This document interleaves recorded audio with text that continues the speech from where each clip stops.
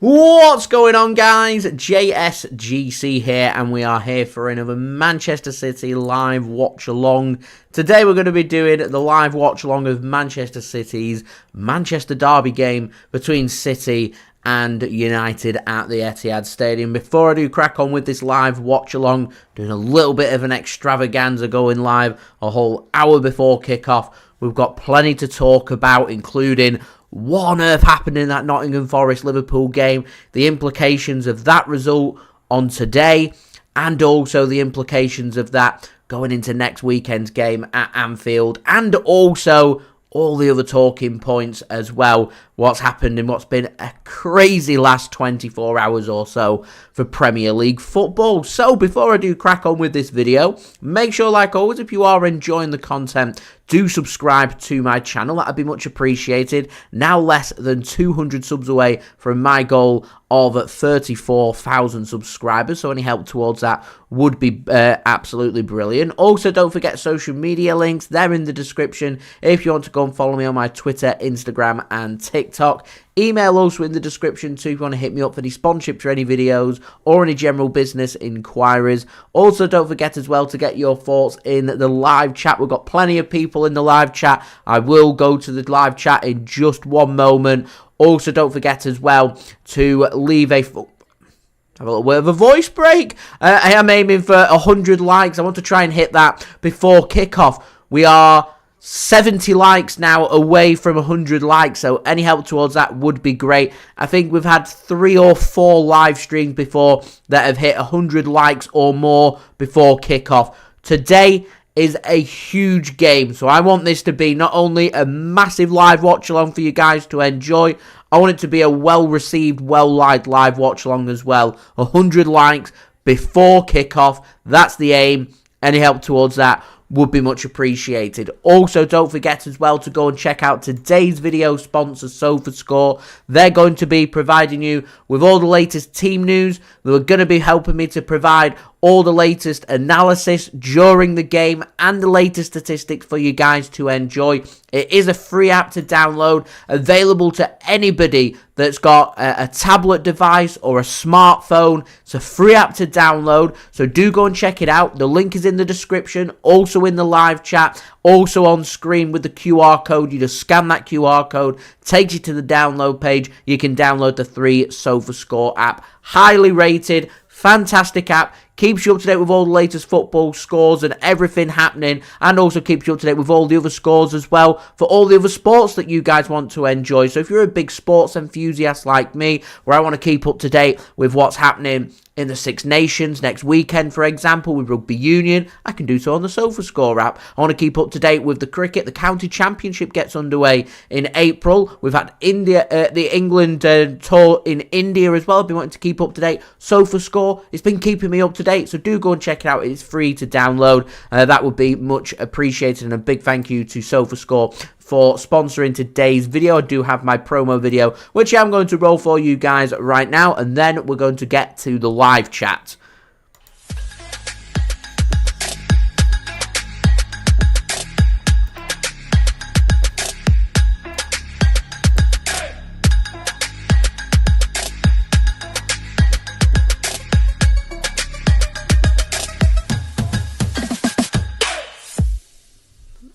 So thank you very much there to SofaScore for sponsoring this video. Is much appreciated. Remember, the sponsors, they keep these videos and live watch-alongs coming for you guys, so I would appreciate any interaction with them. As I said, links and details, they're in the description. So we've got Tom in the chat, much appreciated. Welcome, Tom. We've got Dave as well, says, as a Middlesbrough supporter who's had a bad day yesterday, come on, City, cheer me up. I do hope we do get to cheer you up and we do win here on Derby Day. Daniel, thanks for tuning in once more. Much appreciated. Dave says, come on, you Blues, stuff them. I hate the rags. Passion. Love it, Dave. Cristiano, thanks for tuning in. Says, when is the game? The game is kicking off in 50 minutes time, 50 minutes time with a 3:30 p.m. GMT kickoff time. Gary, thanks for tuning in, says, love your videos, but I'm a United fan, so I won't be watching this one. Gary, thanks very much for tuning in anyway, and just leaving your thoughts. It does help to create some algorithm for my channel, so much appreciated. Gary, thanks for tuning in, and with all due respect, I hope that Manchester City completely stuffed Manchester United, and I'm sat here smiling in around 2.5 hours time. Raheem, thanks for tuning in, much appreciated. MCFR TV, hello, thanks for tuning in, says, sticking with my 7-0 prediction. He says, say 7-0, as I've been right on everything recently, predicting that Liverpool were going to score a last minute winner. Yesterday I predicted that Erling Haaland soon come was going to score 5 goals. Less than 2 weeks later he goes and does so in our FA Cup match against Luton Town in midweek. I've gone with 3-1 Manchester City, I'm afraid. I'm going to have to stick with that. So that's my score prediction. Get your score predictions in the live chat. Get where you're tuning in from around the world as well. That would be much appreciated. Let's see just how far stretched internationally we're going today on the JSGC channel. Rodders, thanks for tuning in, going for a 3-0 victory for Manchester City. MCFR TV says, biggest watch along of 2024 so far. I do hope you're alright. We're already on to 35 likes now, 65 away from 100, so any help towards that would be much appreciated. Cool emoji, thanks for tuning in, much appreciated. Best of luck on your aim of trying to hit 10,000 subscribers. Mahmood, thanks for tuning in, much appreciated as well. MCFR TV, it's a strange kickoff time due to police wanting this to be an early kickoff. So when they've selected it for TV, they've had to make the other game selected for broadcast today in the Premier League, which is the Burnley-Bournemouth game currently taking place. It's currently in the 77th minute, and Bournemouth are leading 1-0. Massive result, that down near the bottom of the table for Bournemouth if that stays the same. But for police ruling, they want it to be the early kickoff. Sky Sports want it to be the big main event game on Sunday. So to compromise and appease both sides, both for the policing side of things and for the broadcast side of things, they're settling on a 3:30 kickoff time. Same next week with the Liverpool-Manchester City game as well, which is why you've got the strange kickoff time there. Raheem tuning in from Jamaica, going for a 3-0 victory for Manchester City. MCFR TV tuning in from Tameside. Love that one. Cool emoji face, going for a 30-0 win for Manchester City. Love that one. Daniel going for a 3-0 victory today for Manchester City. I'm going 3-1, so do let me know your score predictions in the live chat and where you're tuning in from today. Now, just heading further up the live chat, I didn't forget about David Rhodes and your comment there of, I'm a Forest fan. Come on, City. I hate Man U. I want to address, hopefully City will win. I want to address the first part of that. I'm a Forest fan. Leads me very nicely onto yesterday's game. Nottingham Forest taking on Liverpool. We all thought today could be the day that Manchester City could finally go top of the Premier League, as it looked like Liverpool, 99th minute, were going to drop some points and give us a little bit of breathing room. It would have been huge if Forest had held on for a result there, because it would have meant that if City win today, we wouldn't have needed to have win at Anfield, next weekend. It's now a must-win game next weekend for Manchester City. For that to be of the utmost importance, we have to win today. We are under pressure.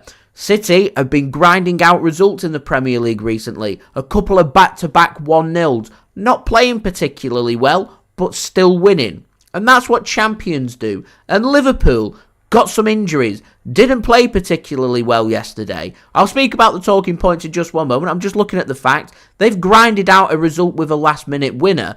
They're also showcasing what champions can do. We've been here before. Liverpool have been here before, and we know that results against each other are so important. They become big 6-pointers. Liverpool, I don't think, are going to drop many points between now and the end of the season, which means we've got the opportunity to beat Liverpool and go top of the Premier League next weekend if we win today. We must beat Manchester United today. And as far as I'm concerned, if we want to lift the Premier League trophy in May, we need to beat Liverpool next weekend. And it all comes down to a match that took place at the end of November. Manchester City, we played Liverpool at the Etihad Stadium. We were winning, we didn't kill that game off, and Liverpool didn't play particularly well, managed to grind out a late-ish equaliser from Trent Alexander-Arnold.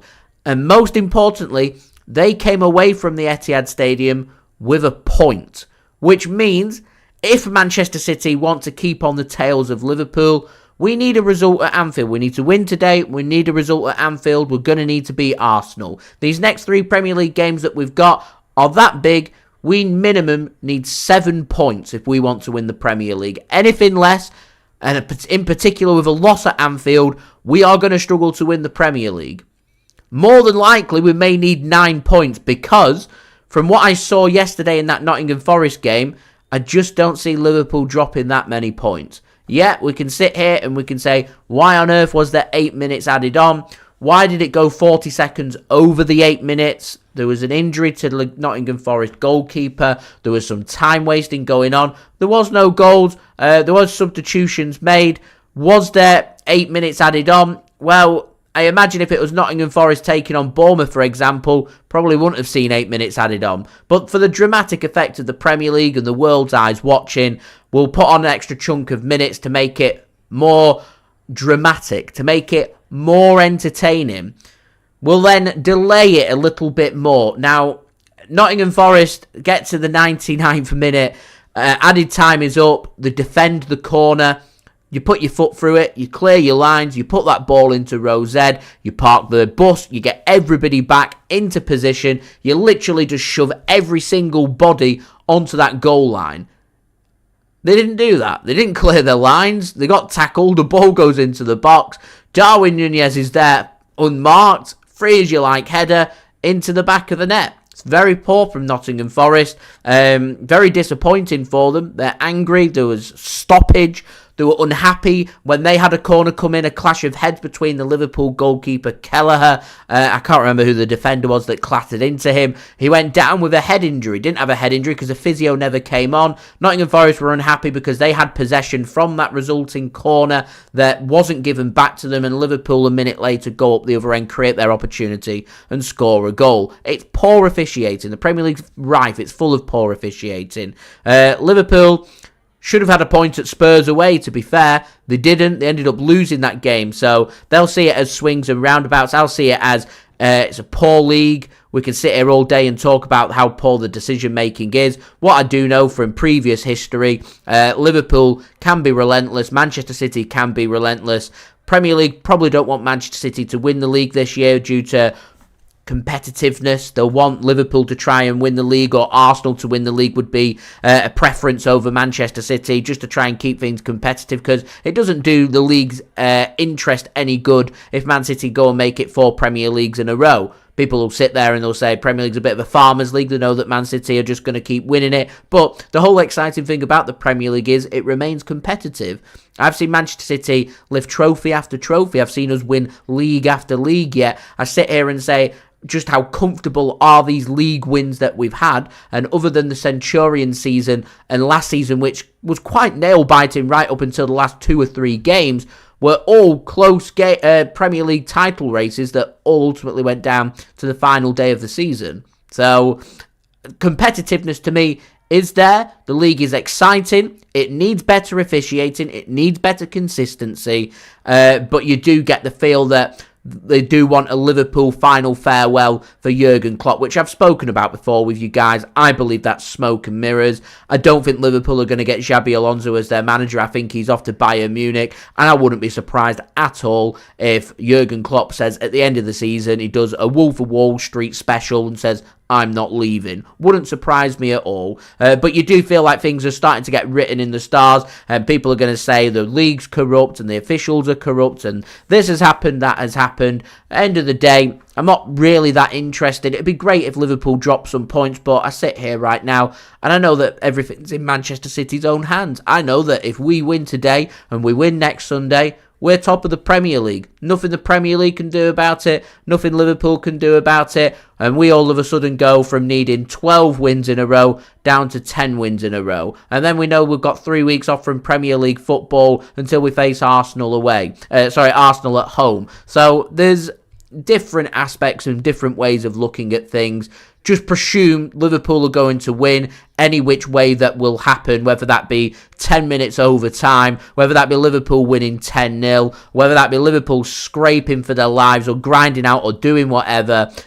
Just presume that it's going to happen. Whilst we've got it in our own hands, I'm not really keeping an eye on Liverpool. I'm keeping an eye on Manchester City. So all my focus here today is Manchester City winning the Manchester derby, getting Manchester bragging rights over Manchester United, and once again laughing at them before we can move on and focus a game at a time. That's the way we have a successful season here as far as I'm concerned.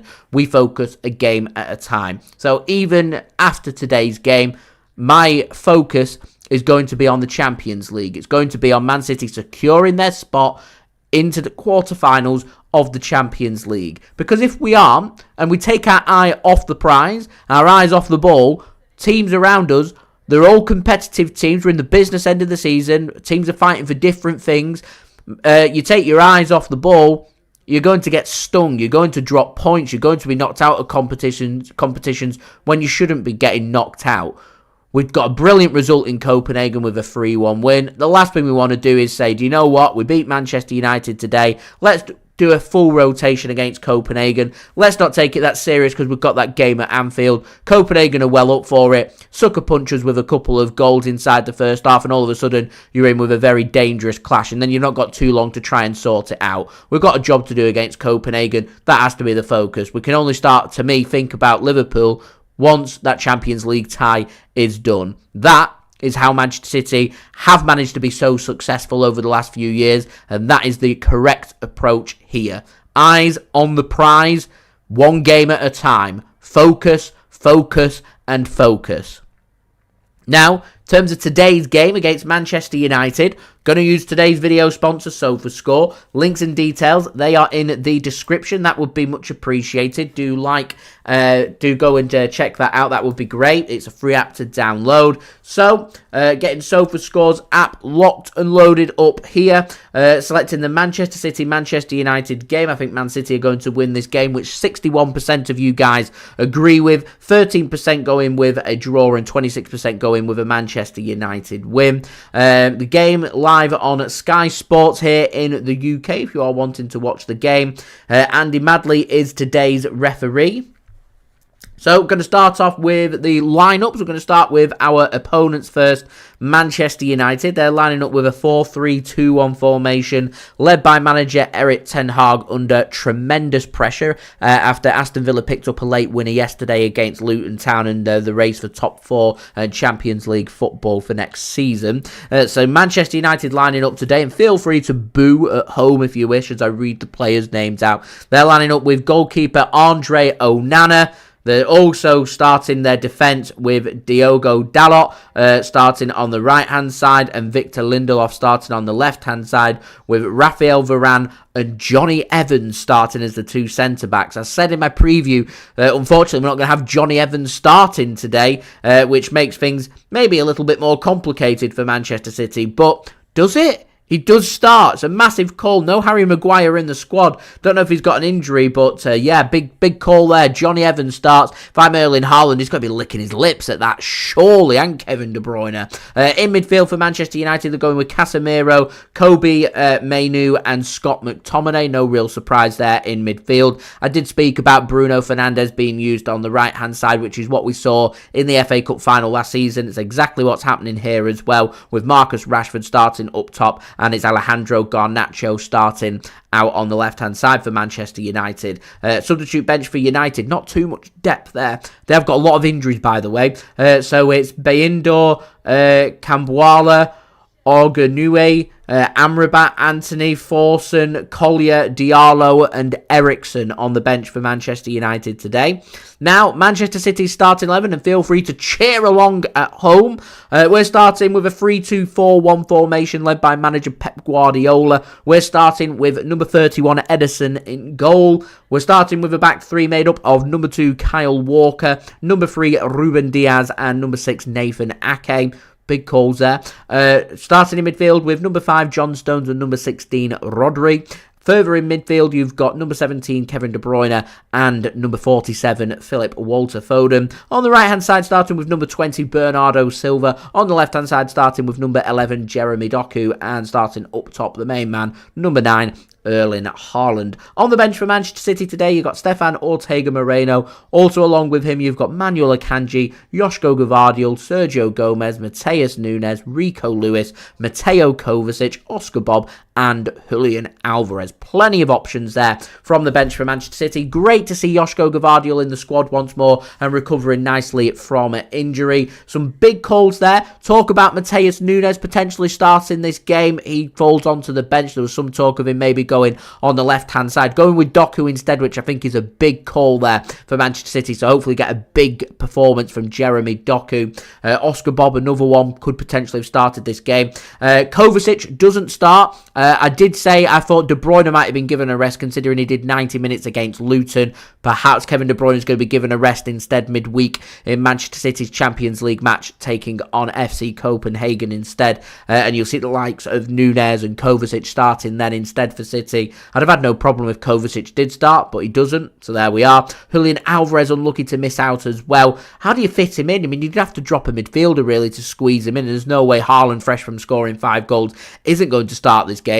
And Kevin De Bruyne, if City aren't concerned about his injury or fitness, getting 4 assists, surely again, another player that's going to be on the team sheet. And Phil Foden scored a hat-trick past United at the Etihad last season in the Premier League, been in great form this season. He's one of the first players on the team sheet. So all in all, I'm very happy with that squad. Only other call there is Akanji. How do you squeeze him in? Maybe you could have put him in for Kyle Walker. Man City may be concerned about a bit of pace, in particular on that left-hand side for United with Garnacho and Rashford. So that might be why Kyle Walker starts for City. So hopefully he can utilise his pace and it could work for Manchester City today. Kyle Walker is captain in Manchester City, by the way, for this match, and Manchester United being led out by their captain Bruno Fernandes. So there we go. They're my thoughts. I'm happy with the team. I think City win this game. I'm going 3-1. I think if City are on it, I'm not kidding when I say this. I think City could go on to score 6 or 7 today. If City are really on it today, I think City could score 6 or 7. We do have to be clinical,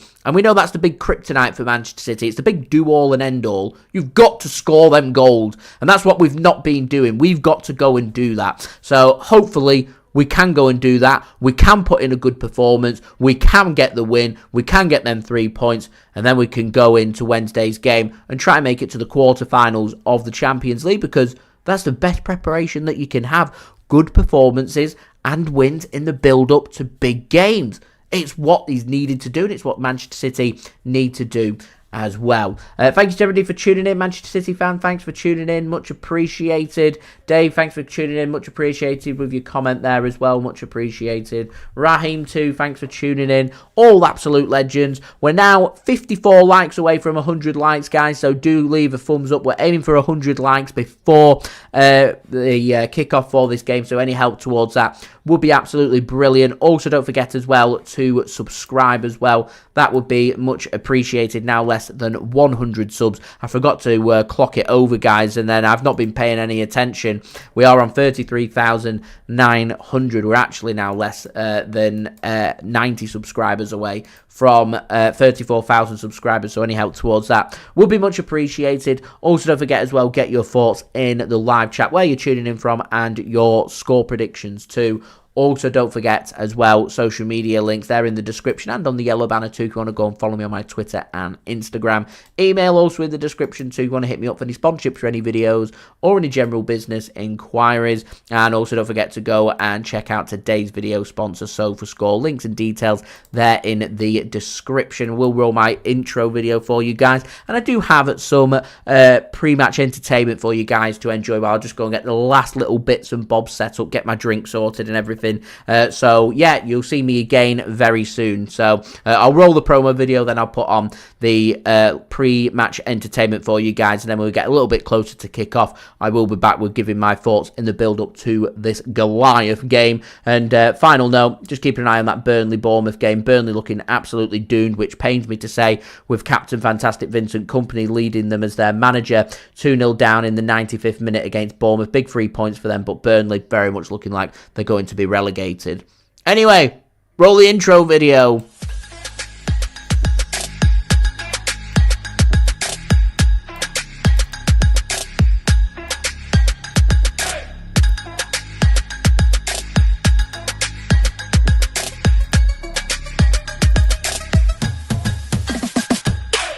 What's going on, guys? JSGC here, and we are here for another Manchester City video. Today we're going to be doing a very special video. We're going to be doing a match vlog of Manchester City's away match against RB Leipzig in the Champions League. We're looking at the most hated team in Germany taking on arguably the most hated team in England. We're getting the hated derby here, and I'm really looking forward to it. This is my first time that I've been in a position that I can enjoy a Manchester City away game in Europe, so I'm looking forward to this. It's going to be a cracking trip. The plan of action is we're going to head from Manchester, we're going to go over to Czechia, we're going to go to Prague, we're staying there for a night, we're going to travel over to Leipzig Wednesday morning, and then we're going to watch the match and do a match vlog for you guys. And of course I'm going to take you guys with me every single step of the way. So don't forget, if you are enjoying the content, please do leave a thumbs up. We're going to go super ambitious here, 300 likes. Any help towards that would be fantastic. Do let me know your thoughts in the comments below. Subscribe if you're new around here. Social media links, they're in the description if you want to go and follow me on my Twitter, Instagram and TikTok. Email also in the description too if you want to hit me up for any sponsorships or any videos or any general business inquiries, and I'm going to take you guys along with me every single step of the way. I will see you Manchester Airport. Let's start the adventure. The next day.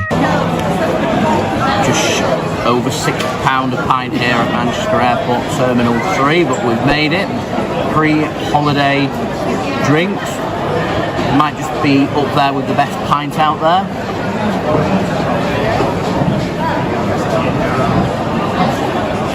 Lovely stuff. It might only be 5:16 AM. Brilliant pint though. Let our little trip begin.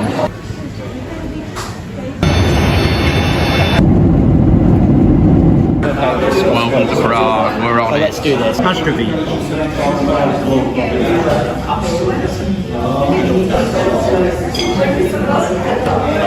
Oh, it's failed. No, but when you're doing the phone, I want to talk through it. Is when you're doing the phone, it's very, very sweet. So that's the point of doing it, why they do it. So the Czechs always said it's a very wet drink, but it's very sweet and it's quite a weak drink. But £1.87, so you can't go wrong. The milk of this foams now will started here, has risen up here as we've been filming all the content. Yeah, so well, we'll give it a taste. I'm not a real Pilsner beer fan, but we'll give it a taste. We're in the Czech Republic, so.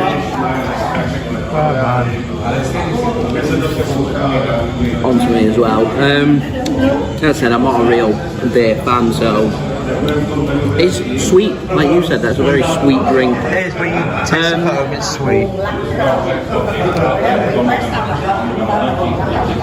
7. Moved across to the Dubliner Irish bar cider. That's why it is. Ah, that's nice on my taste buds. All that absinthe. Mixes in his element, he loves it. Just give me a quick taste of it then, Aaron. It's just a shot, this. Caramelised with sugar cubes. It's got to have the water as well. It's a heavy stuff. It's a 70% drink. It balances it out. That's what I found with it. With absinthe, balances out with the water. Lovely stuff. Aaron and his extravagant drinks. On his take on the death in the afternoon, which is called Breath in the afternoon. Breath in the afternoon. Slightly weakened down with some other flavours in there, but very tasty. Mainly with the grapefruit. I'm on the Ernesto. I know the colours water in it as well. It's served with no ice. Lovely. Last drinks of the night in Prague. We'll head to Leipzig tomorrow, and I'll speak more about the game when we get back to the hotel. Brilliant day. We'll be doing more depth and more detail on the JSGC football channel. Link in the description going into more detail of what we get up to on our away day, but perfect. Second drink. Can't go to buy one. Having too much, I'm making a mess now. That's our day in Prague all sorted. Wonderful, great place for drinking. If you like to go out for a drink, Prague, fully would recommend it. It's only 3 hours away from Leipzig. If you want to go and check it out, if you ever have a chance to do an away match with Manchester City and you're fortunate enough to get tickets to go to the Red Bull Arena like we have.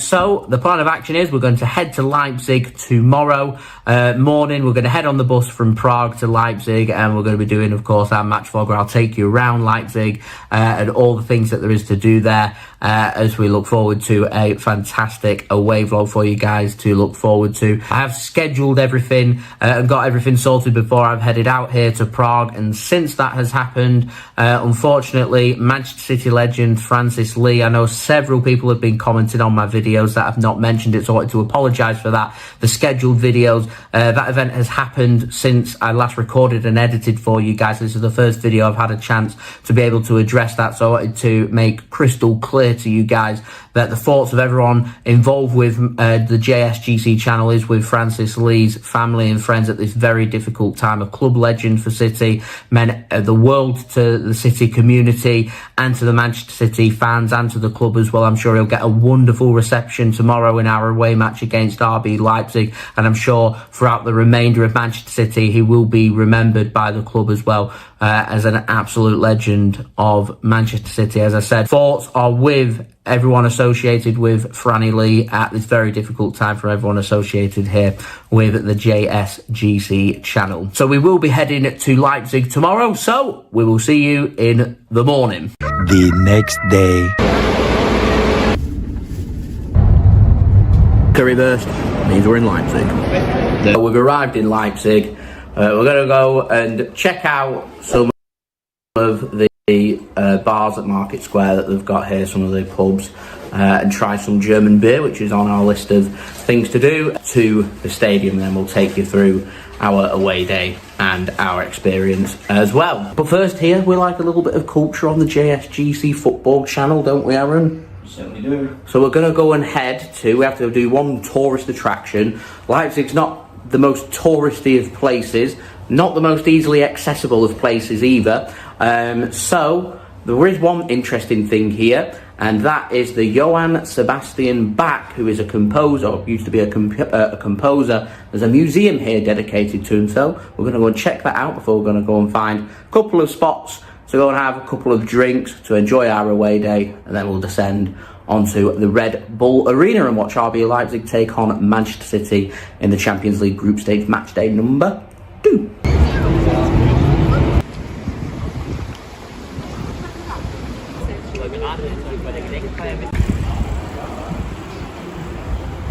€10, we're in the back museum. Let's go and see what it's about.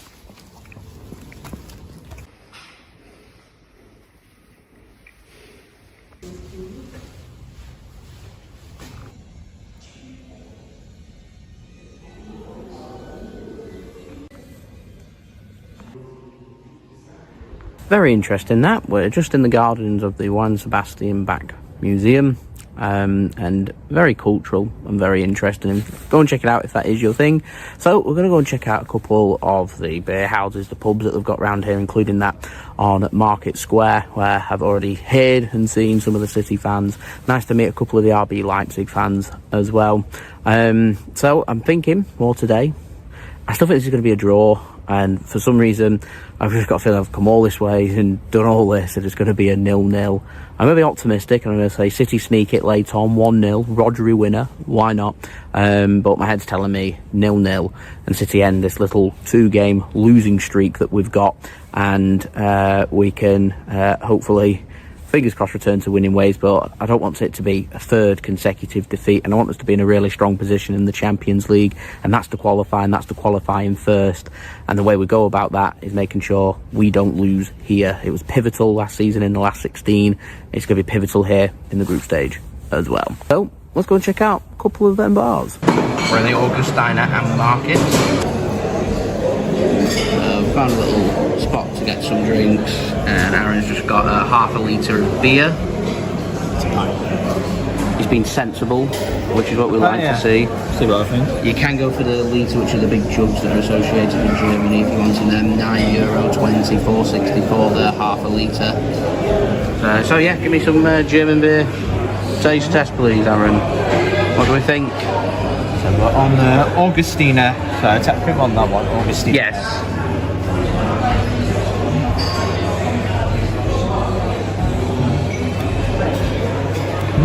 Nice. Yeah? I like it because it's very cold. So it's quite a hot face. Because with the German beer, it's a little bit. Would you find it a bit more sickly but stronger?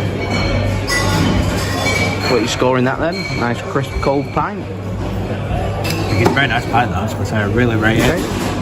8.2 out of 10. Decent. A lot of City fans outside, very busy, can't find a table, so I've come inside a little bit quieter.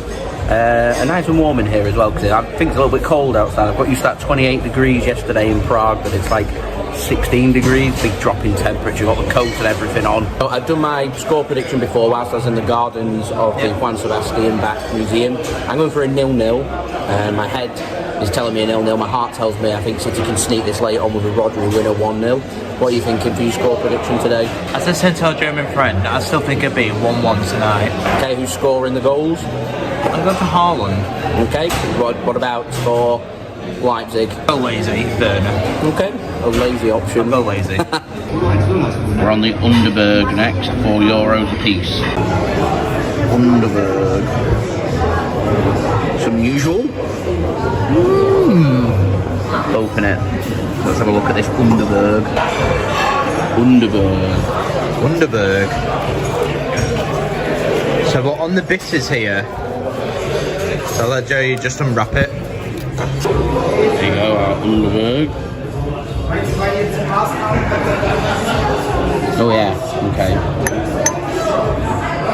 Think of it like Angostura bitters, like that. So think of this, so like your Jägermeister like that. Okay. It's this, it's 44%. Frost.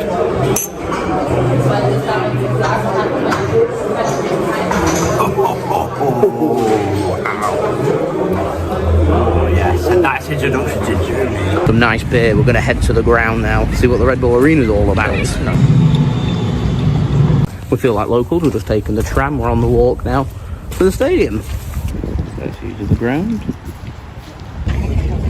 Hills Beer at the little fan zone they've got here. Just outside, we're waiting for the gates to open up, I think.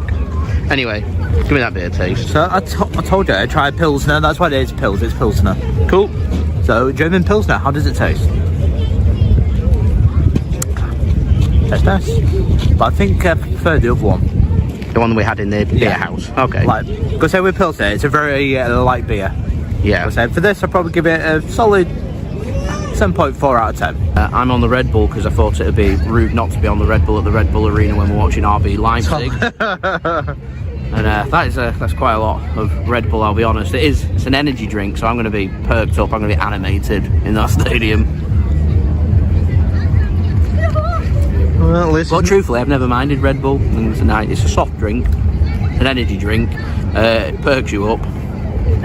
I'm not a real fan of beer. I'm not a real fan of German beer or Pilsner or anything like that. So I'll leave that to Aaron. He likes it better than I do, because otherwise I'll just be getting low scores based on no expertise whatsoever. But I can review the Red Bull. I did want to get a Red Bull at the Red Bull Arena. Tick that one off. Just in the fan zone. €3.90 for the bratwurst. And Aaron's just on that steak sandwich. Delicious. Good value. Go on then, let's get them food reviews in. I don't know if they're doing food and drink inside the stadium or not, so I've got the opportunity to do it here, so we are. So we are, yeah. So here it is at the fan zone in Leipzig. Because they're doing it a lot nice. I'm on the steak, it's cost €750. So I thought it's the easiest one in the menu, I'll be honest here. As I'm English, I don't speak much German, I thought I'll go for steak. I want to go a little bit different from bratwurst, keep saying bratwurst, so we'll go for steak. Word perfect German as well that you ordered it in. I'm very proud. I'm proud as well, at least he understood. So he understood, yeah. I think he appreciated that you ordered it in German. Very good.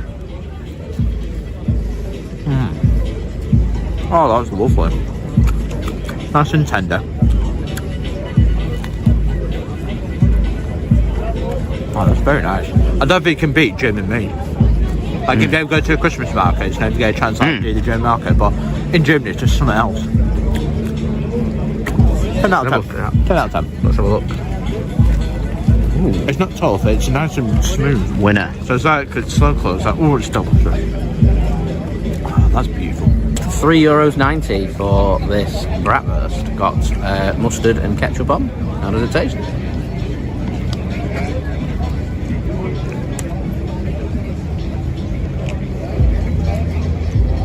proper sausage. Let's try a bit of the bread. Yep. Bread's a bit tough, but nice. That's good. 8 out of 10.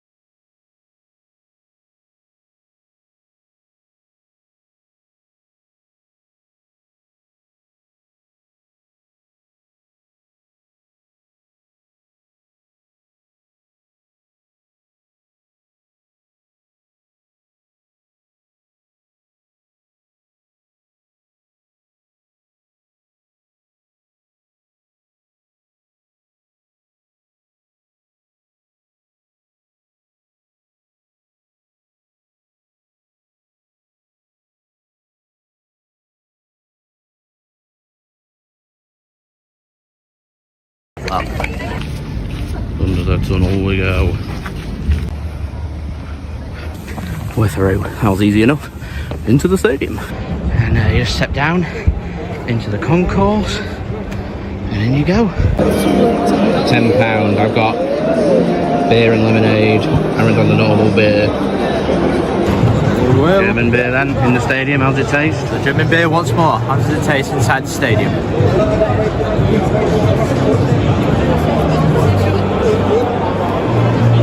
I definitely prefer to the Pilsner. Okay. Because I just like the floral taste that comes with the German beer. I think it's a solid 8 out of 10. And I'm on the Roots beer with lemonade.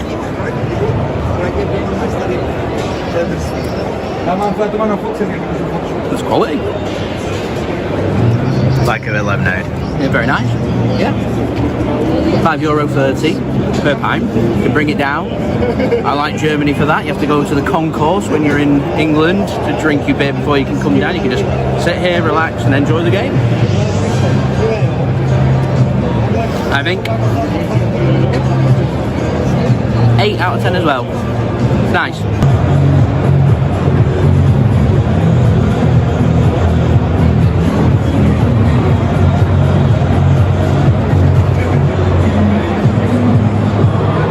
Aaron, thoughts on this ground? So, because did they ever build? No, they wouldn't. Did they ever build this 30-6 World Cup? I don't know if they ever built it before. I know preparing for it. So I actually like it because I think it's modern. I think it's beautiful design. Because I honestly did think it was 2006 part of like that architecture, but I think it's a very nice stadium. What do you think, Josh? Do you see it? Lovely modern stadium. Yeah. A lovely modern stadium. I'm intrigued now to see what atmosphere you get in here. It is. That's the test. Well, the acoustics. Yeah. elevate the atmosphere. I like that it's all standing here, all standing, unreserved standing, which is good. We expect no less from Germany, and you can bring beer here as well. Winner. Score the stadium out of 10 then? And we'll give it a solid 7 out of 10. Team news out here then at the Red Bull Arena. Starting with Ederson in goal. We've then got back three, I think anyway, of Kyle Walker, Ruben Dias and Josko Gvardiol. Then midfield looks a bit, I'm not sure, I feel like we're maybe trying something ahead of the match against Arsenal, as we're starting with Rico Lewis, Manuel Akanji, Rodri and Bernardo Silva. It's Phil Foden, I think, on the right wing, and then Jack Grealish on the left wing, and Erling Haaland starting up top. Don't really know what to make of that. Julian Alvarez, one of our best players, on the bench. Nice to see John Stones back on the bench for Manchester City as well. Interesting. Harry, what do you think of that? It's a very strong lineup. I think it sends a message to Arsenal, so we'll see. I like it. I think it's a real strong lineup and I'm impressed. So see what City can do tonight. Sounds quite defensive in my opinion. I like it. Maybe defensive, but I kind of like it. I feel like they're definitely trying something for Arsenal here, aren't they? Definitely, definitely. Especially because you're playing Emirates away as well. So I say they're two very hard away games. Well, let's not forget, not losing here, in my opinion, is a good result, and not losing on Sunday is also a good result. It might hold a fact of not winning in 4. It's like with anything in don't life, lose, especially in football, is don't lose to your rivals, especially away from home. And this is our biggest competition when it comes to qualifying for the last 16, and this is our biggest competition for first place as well. So don't lose there today. Fabulous, thank you.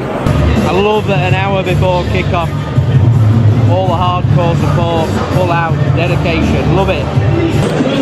Timo Werner on the bench for RB Leipzig today. We've got Yusuf Poulsen starting instead, David Raum, Klosterman starting, decent fullbacks. I think that's where the danger is here. Forsberg captain, he's a midfielder. Interesting, very interesting. I'm sticking with 0-0 here.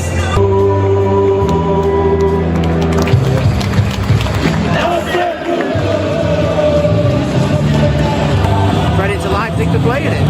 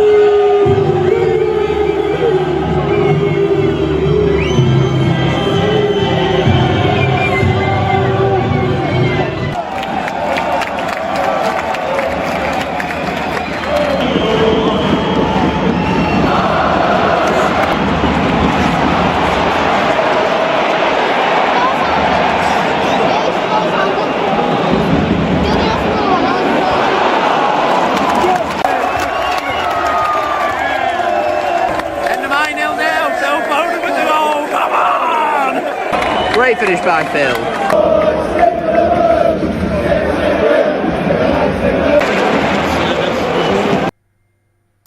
Thanks for that past JSGC. We are now 6 minutes away from kickoff for this game. It's a huge game. It's Manchester derby time. It's bragging rights. It just doesn't get any bigger than this. This is a huge game. I can see in the chat, and Music Light Show makes a really interesting comment. And I'm happy that you brought it up because I've actually seen this a few times. So I want to address what you've said. So Music Light Show says, I'm a lifelong United fan, but I want Manchester City to win this game. Is that wrong? So, to put into context, Manchester United could lose this game, and it'll have no real impact on Manchester United's season. Obviously, United trying to get to the top 4, maybe hoping for some good performances from English teams in Europe, including from Manchester City in the Champions League, to get that coefficient rating of the Premier League up, that they may be able to get top 5, so that'll become a Champions League spot for last season. Manchester United know that they've still got a long way to go between now and the end of the season. There's still 11 games for them, and they'll be thinking to themselves, if they go on and win maybe 9 or 10 of them 11 games, probably will be enough for them to finish 5th. So it's not a do-all and end-all for them to drop points today, to lose today. Manchester United do also have a game against Liverpool, and what you say there is really interesting, because Manchester United, out of all the teams in the Premier League that they will definitely 100% not want to win the league, is Liverpool. Not Manchester City. We're not the team that threatens Manchester United when it comes to all them top division titles. Certainly not anywhere close as of right now. Give it another 10, 15 years, maybe that stance may be different. But right now, when it comes to the little battle of being the most successful domestic team in England, it's very much a battle that happens between Manchester United and Liverpool. And they know that if Liverpool win the Premier League this season, then that gap gets a little bit bigger. So, for Manchester United fans, obviously they'll look at it and they'll say they're not going to want Liverpool to win the league because of that. They're not going to want Manchester City to win the league because they won't want the obviously the club neighbours to go and win the league as well. So they'd want Arsenal to go and do it.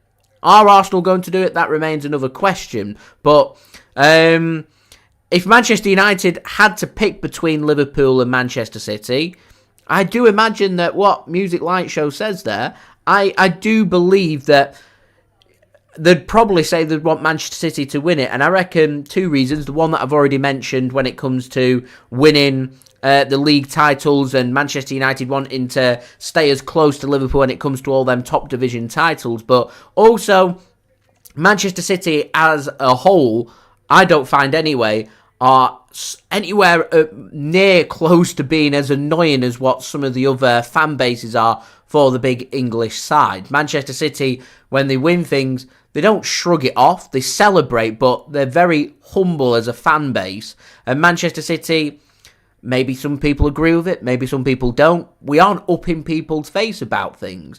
As I said, if Man City win today, I'll be absolutely delighted. Will I be bragging about it? 100% I will. But we get to tomorrow, once I've finished with the wind-up, I'll be thinking about FC Copenhagen. Whereas if it was Liverpool winning the game, you just wouldn't hear the end of it from them. And Manchester City don't really tend to dwell on things. Manchester City very much a club on the up, always winning, always wanting to do better, wanting to strive better. It's a brilliant mentality to have. It's why Man City have been so damn successful over the last 5 years. We're not an annoying fan base.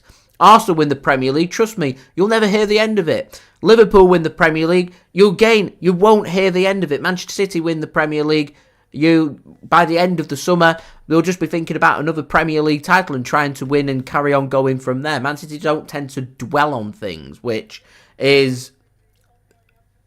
I like that from my point of view. I like that we think like that. I think it makes us successful. I think it makes us different to all the other successful teams that are in England. And for Manchester City, you've got to be different. You don't just want to offer what Manchester United offer, what Liverpool offer. You want to offer something a little bit different. And I think that's what City do really well, and I'm hoping that we can continue that for many more years to come. But with success naturally becomes growth in the stature of the club and the fans on an international basis, that it becomes more and more difficult to kind of keep a lid on things and keep things humble without people making things extremely annoying. And with Manchester City and with Manchester United, with what you've got here, you have got 2 fan bases that are very different, going toe for toe with each other, which I think will make things interesting, very interesting. Now, players are out from the tunnel. United, I think, have won the toss and they've switched the lineup. So Manchester City are going to be attacking the family stand first half and the south stand second half, which is huge. Wildcats Island, thanks for tuning in. Thank you very much to Music Light Show for tuning in and getting your thoughts in there. Much appreciated. John, Julia, thanks for tuning in. Welcome, everybody. We are now 30 likes away from 100 likes. So any help towards that would be much appreciated. Do subscribe. And do check out today's video sponsor, SofaScore. Links and details, they are in the description. It's going to be Manchester City getting us underway for this game. It's going to be Bernardo Silva getting Manchester City underway. City going to be attacking, as I said, the family stand first half here, which is interesting. I know some people are for it and some people are against it, as we do have kickoff here. I personally am for it. I love that City attack the south stand in the second half. I like when it happens. It makes a game feel just that little bit more important, just that bit bigger for me. So I'm personally very happy with that. Very happy with that. So Sicker, thanks for tuning in. Much appreciated. As I said, just 30 likes away. We're going to crack open our drink. I've got a week off, so I can have a drink. Haaland holds up the ball really well there. And Manchester City attacking. Here is Jeremy Doku into the penalty area. He's got the run of Bernardo Silva. That pass, not the best, and that will be shielded out. And that should be a corner to Manchester City, and is.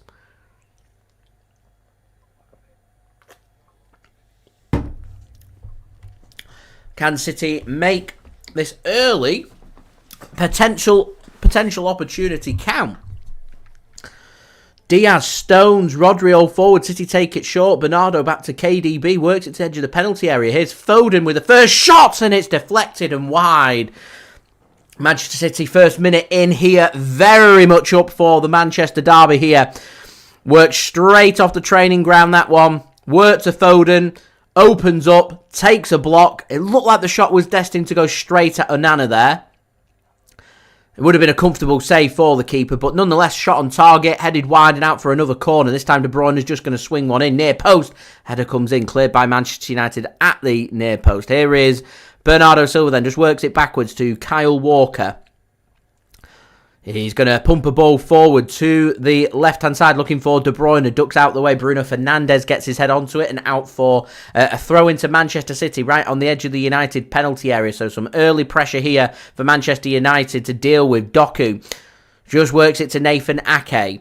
John Stones gives the instruction for Ake just to work it across to Rodri. He's got the run on the right-hand side of Walker and Foden. Uses Walker to Foden now.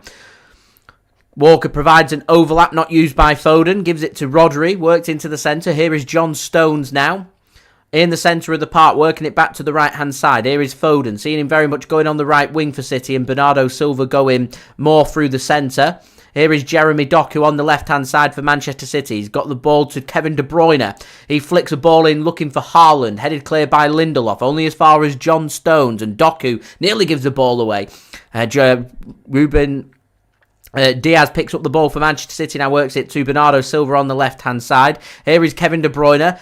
He plays a ball into Stones. Turns. Can he get a shot away? He goes down. Penalty. Referee.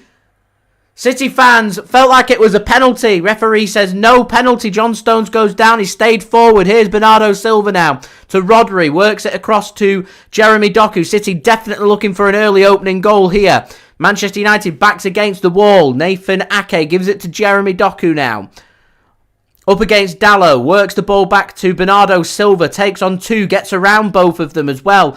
Cross comes in, Haaland gets his head onto it, goes wide and out for a goal kick. Casemiro, it was getting turned there by Bernardo Silva. Let's have a look at this penalty claim from Manchester City once more. From Casemiro, let's have a look. I think he gets a touch on the ball and John Stones kicks the back of Casemiro's heel. Not a penalty for me. Not a penalty. Boy Razor, thanks for tuning in. Much appreciated. Says my stream is so far behind. I hate when that happens. Absolutely hate when that happens. Anyway, guys, please do leave a thumbs up. Now 29 likes away from 100 likes. Any help towards that would be much appreciated. Do subscribe and do check out today's video sponsor, SofaScore. Links and details there in the description. Julia, enjoy.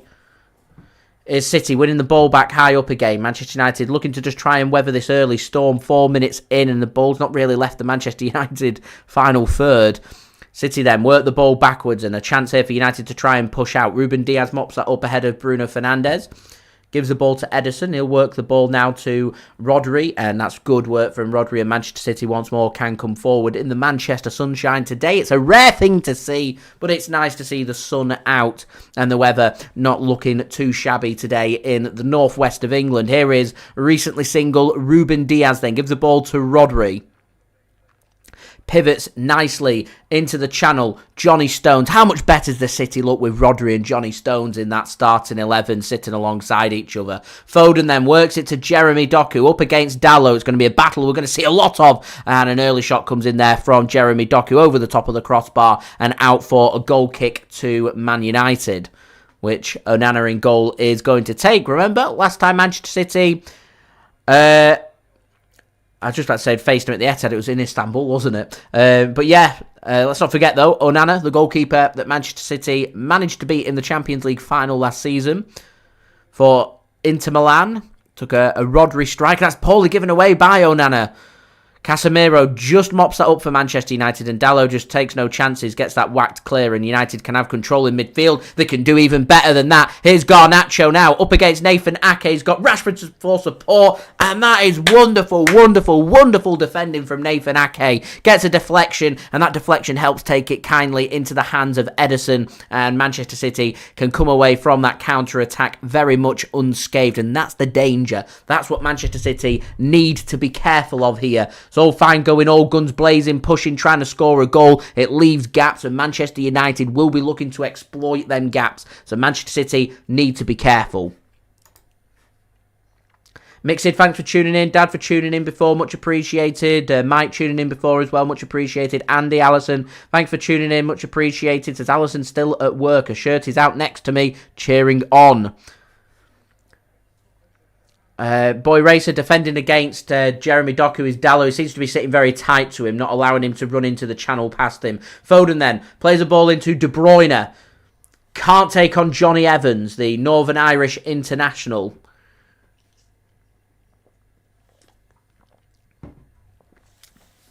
Surrounded out very well that by Manchester City. Here's Kyle Walker then, gives it to Ruben Dias. Diaz back to Kyle Walker. Plays the ball into the channel. That's a good pick up that from Erling Haaland. He gives it to Phil Foden now, edge of the penalty area. May have to go on his right foot. He doesn't. He was shown onto his right foot there by Lindelof. De Bruyne back to Foden. He's got Rashford for company. De Bruyne goes with the early ball across looking for Bernardo Silva and the goalkeeper comes to collect that under the head of Raphael Varane and Manchester United again just managed to defend that one out and they'll feel like they've done a good job there in weathering the early Manchester City storm. I wonder how long Man City are going to keep this intensity up for. Normally when we see City doing this, normally around 15-20 minutes is how long City can keep it up for. United very much looking for the counter-attack and Nana finds Bruno Fernandes on the edge of the City penalty area and Rashford has a shot and it's a brilliant goal for Manchester United off the underside of the crossbar. It's Marcus Rashford with a wonderful goal for United and breaking the deadlock here in the Manchester derby. It's been all City for the first 8 minutes or so, but it's United that draw first blood. It's a wonderful strike from the England international. Manchester City are behind with plenty to think about now. United, it's bedlam in that away end. It's devastating for Manchester City's cause. Absolutely devastating. It's just a long ball forward from Onana to Bruno Fernandes. It's a good touch from Fernandes. He plays the ball into the channel for Rashford. I think Rashford takes it first time. He's onside Bruno Fernandes, so there's no concerns over that. It's a wonderful finish. It pains me to say, it really does. He doesn't even take a touch, Rashford. It's a wonderful, wonderful goal. Oh, man. I always say I do try and be as unbiased as I can on the channel. I really do. I like to try and give things from both sides, even on Derby Day.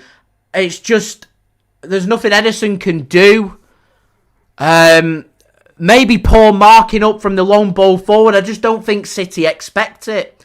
It's a cracking finish more than anything else. We've seen some wonderful Derby Day goals scored over the years from both sides, and it's just one of them things. I think now's very important. Next 10 minutes, City have got to keep that intensity going. They really do. Really got to keep that intensity going. So Manchester United do lead here. And an early blow for City.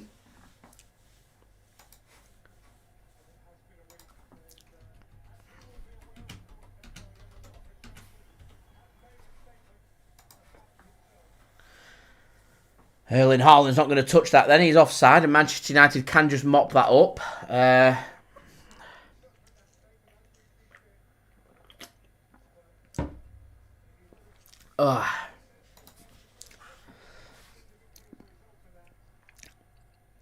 Here's Bruno Fernandes then to Garnacho. And United, that's really settled United down that.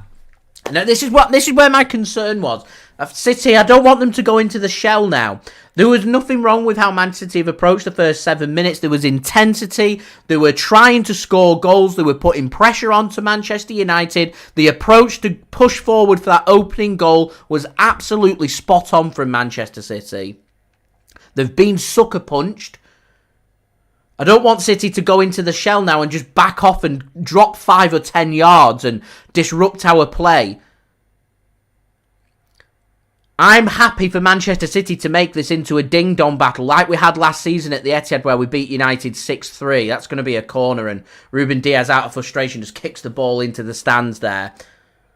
Manchester United will feel like they've got City exactly where they want them now. United just taking the time.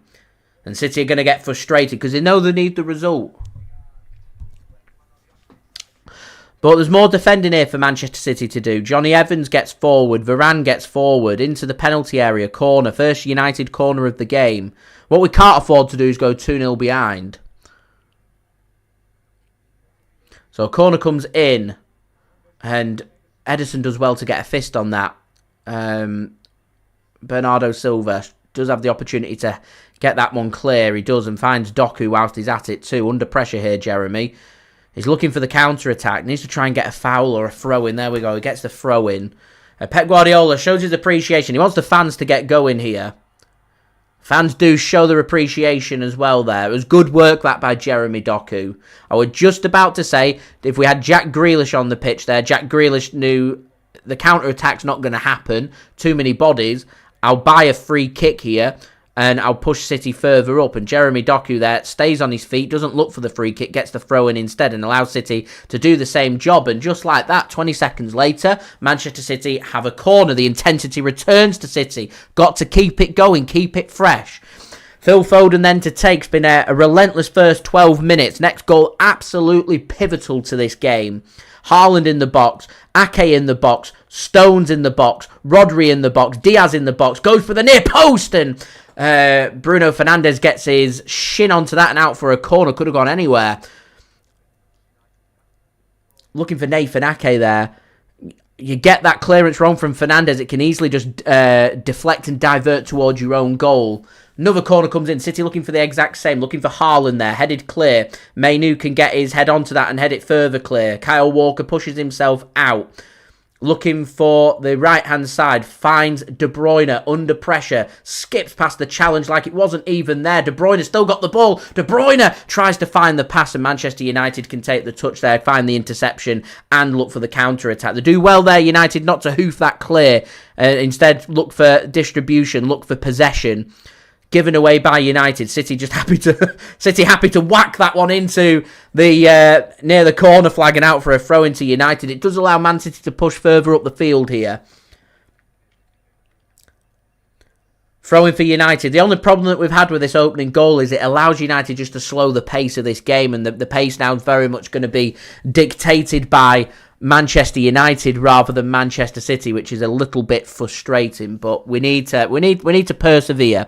We're now 20 likes, guys, away from 100 likes. Any help towards that would be much appreciated. Do subscribe as well if you're new around here. Here's Bernardo Silva now. Foden! A good save from Onana and out for a corner. I reckon a free kick might have been given in the build-up had that gone to VAR if that went in for a high foot.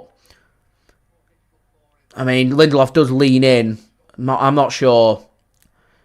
So a good clean connection from Foden and out for a corner. So another opportunity here for City. Put something of quality into the box. Foden to take. It's towards nobody and Onana claims that one.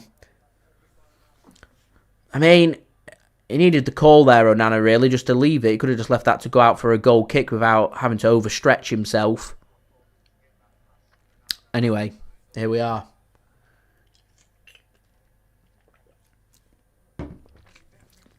Long ball forward from United, dealt with by Ruben Dias. Manu looking for Rashford, can't find Rashford. And Manchester City find Erling Haaland and find him well. Here's Bernardo now. He's got Doku for company on the left. He's got a couple of central options. He'll use Doku. Into the first 15 minutes then, 1-0 Manchester United lead. Thanks to that goal from Marcus Rashford. Here is Jeremy Doku. Finds Rodri. Oh, it's a good pass. Bernardo now to De Bruyne. Takes the touch and De Bruyne can't get his shot right. Wide. Okay, persevere. Keep it going. Keep this going. Keep it going. Got to keep it going. 16 likes to go now, guys. So it's Ruben Dias and Kyle Walker. I mean, Kyle Walker's so busy with his arm up appealing for offside. Needs to be tracking back. Just allows Bruno Fernandes to take that touch and Rashford just hits it. As I said, it's the strike. It's the hit more than anything else. He doesn't take a touch. Johnny Evans just gives the ball away. A cheap free throw-in for Manchester City, and Phil Foden has a shot blocked by Johnny Evans, the culprit there. Feels like he's maybe made up for his previous error there. Ruben Dias then gives it to Kyle Walker. He's got 4 ahead of him. Man City very much looking to attack here. To Jeremy Doku. It's a good touch from Doku. Up against Dalot. Works it to Bernardo Silva.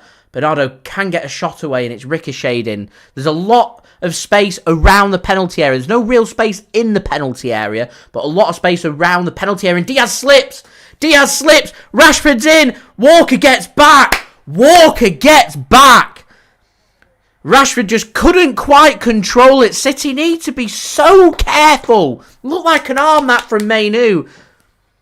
Not given by the referee. Garnacho slips of the maybe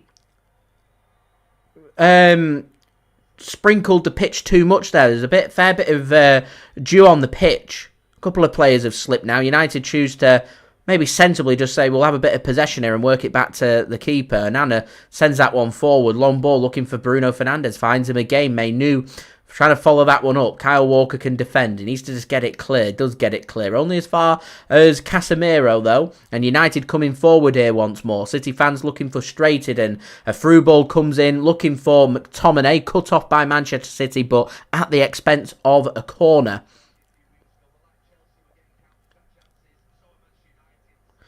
So it's looking like Manchester United are going for the same approach as what we've seen from a few of the other teams at the Etihad.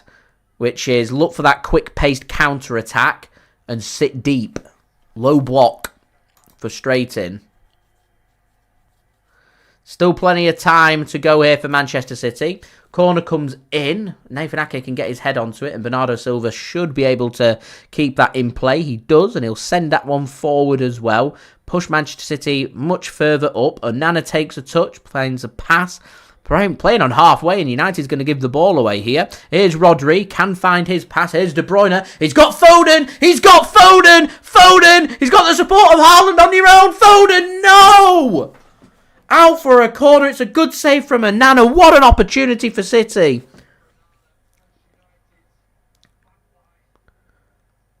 Taken quickly, this corner. Foden plays a 1-2 with De Bruyne. Rodri puts a ball in. It's nearly a free header for Ruben Dias. United can, again, just get it clear. Need to be clinical. Here's Kyle Walker then for City. Gives the ball to Ederson. Bernardo Silva now. Intensity. It's going to be my main thing for today. Intensity. Keep the intensity. De Bruyne. Forward for City. To Foden. Lot of City's play coming on the right-hand side. Cross comes in. Can't find Haaland. Varane can get that one clear. Lindelof gets his header onto it. Here is Garnacho now.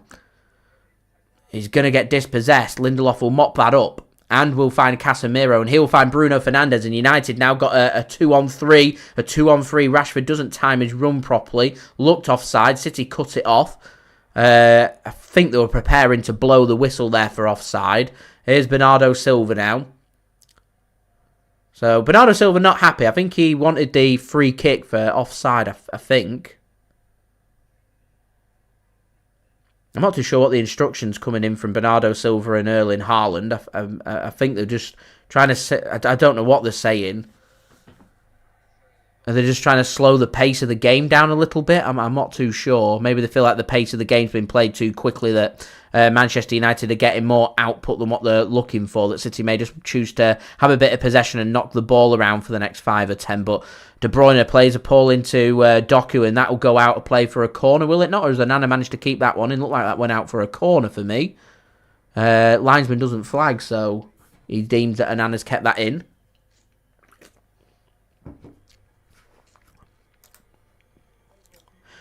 Foden really should have buried that. Stu, thanks for tuning in. As we're now 13 likes away from 100 likes. Any help towards that would be much appreciated. Do subscribe as well if you're new around here. And do check out today's video sponsor, SofaScore. Links and details, they are in the description. Peter, thanks for tuning in. To City in defence, rubbish this year. Certainly not been our defensive best this season. Definitely not. I think that's maybe something City could really look to improve on in this business end of the season. Just trying to tighten it up a little bit. The way too open. Gaps between defence and midfield very big. All too vulnerable on the counter-attack. I'm not going to criticise City for going all guns blazing looking for the opening goal, because time after time I've seen this season City getting frustrated because they've not been forcing the issue quickly enough at the beginning of games, and it's been putting us under immediate pressure for not finding early goals. City have looked to push to try and find that early goal and got sucker punched for it. It's football. It happens. On another day, City put one of their opportunities away. United are 1-0 behind, and all their fans are getting on their back. City just needs to be patient. There's plenty of goals, plenty of time left here. Here's Foden. We carry on like this, we'll score goals. Guarantee you of that. To Walker. Here is John Stones. To Walker. Rodri now. To John Stones. Got a little bit of time here. Forced backwards. It was Johnny Evans pushing further forward there, which was forcing Manu into centre-back. Rodri then finds Foden. De Bruyne's got a little bit of space and good defending that. I think it's by Manu again and out for a corner. Big test this one for Manu. Only recently come onto the scene for Manchester United. Corner then for City. Not the best of balls in. It's too close to the keeper. And Onana will collect that and he's going to slow it. They're looking for the counter-attack. I think that's my criticism I'm going to have for Manchester United. I think they're trying to play the pace of the game too quickly. They keep looking for the counter-attacks and they've cheaply given the ball away. For the quality that City have got, I get why they're looking for it. They're looking for that extra second goal, but I just don't think that's the best route for them. From what I've seen of other teams playing against City, frustrating and slowing City down would probably work a little bit better. But they put a ball in and Rashford could be in and he misses his kick.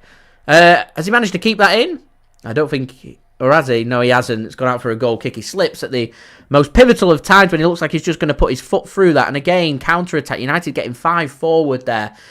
City's defence just looking all over the place. I think one of the problems that we're getting is Ruben Dias is looking a little bit isolated. It's looked like he's having a bad game, but he's not really got any support there. And maybe that's down to City's system that they're playing, that he's not really got a partner. He's got Walker that bursts forward and Ake covering on the left-hand side. We could really do with one of Rodri or John Stones really lingering back, but they're both getting forward as well, as City are looking to try and be nice and positive. I think City needs to carry on as they are just to try and get that next goal, take that risk, grab that next goal, and then maybe just look to tighten this up a little bit. Stop them counter-attacks. Patient game. Because there's still so long left of this game. Here's Doku. into Foden. John Stones now. He's got Bernardo Silva. He'll go first time. And it's another corner for Manchester City. This time off Dalot on the United right-hand side. City again taking the corner very quickly. Bernardo to Doku. Oh, VAR said they're checking something. So the corner's got to be retaken. I think they're checking for a potential handball, but his arm's by his side. No chance. It's not a penalty. His arm's here. It lingers up a little bit, but it's not a penalty. Didn't even look like a penalty. I didn't even appeal for handball. It's how obvious it was. Anyway, corner. Could really do with City grabbing a goal and soon. De Bruyne whips a ball in. Keeper fists it clear. Gets good distance on that as well. Walker to Foden. He's got support on the right-hand side. It's Ruben Dias. Puts a cross in. Not the worst cross. Not the best, but not the worst for a centre-back putting a cross into the box. Here's KDB. Works it to Bernardo Silva. City have kept players forward. Rodri rocket! Has a shot deflected out for another corner here for Manchester City.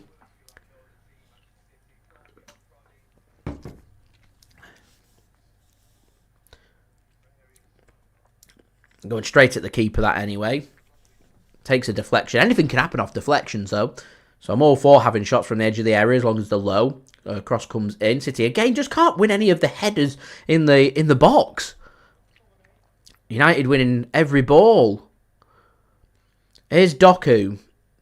Gets controlled. City having seen so much of the ball, having opportunities, just not found that clinical touch. And maybe one thing United are doing very well here is keep it, for the amount of opportunities that City are having, they're keeping Erling Haaland very quiet. None of these opportunities have fallen to the man that bagged 5 goals for Manchester City midweek. Here's Kyle Walker. Bursts forward to Rodri. Oh, that's a lovely ball to Phil Foden. Lovely touch from him. Finds Kevin De Bruyne.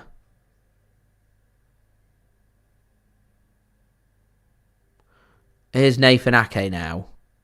Gives the ball to Jeremy Doku. It's a good ball by Nathan Ake. Here is John Stones to Doku. Edge of the penalty area. He's got 2 around him. Casemiro and Dalot. Not giving Doku any time or space on the ball. As I said, it's a big game for Jeremy Doku. A really big game.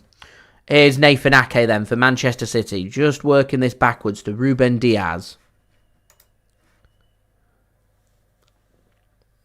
As we're now 13 likes away from 100 likes. Mixers saying atmosphere seeming a bit flat considering it's a derby game. I think that's all result based at the Mo. Is why I presume that that's the case. Hopefully we'll get a bit of an improvement on the atmosphere. But we could do with a goal. We really could. Kyle Walker then plays a ball into the channel. Haaland slips it. It's the 3rd player that's slipped now. How soggy is that pitch? Has it been overwatered? Seems very greasy. It's not raining. Bernardo Silva then finds Rodri. Bernardo to Jeremy Doku in the penalty area. Can't find the pass, can't escape his man. He's always got 2 around him at all times, Jeremy Doku. United very much done their homework on him. Here's Nathan Ake.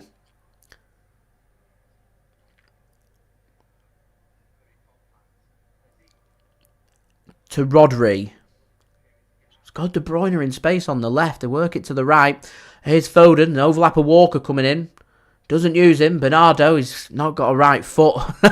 So he has to go on his left and work it back to De Bruyne. That's a good ball from De Bruyne and Onana reads that one. He'll collect that in the air and snuff that out from under the head of Bernardo Silva.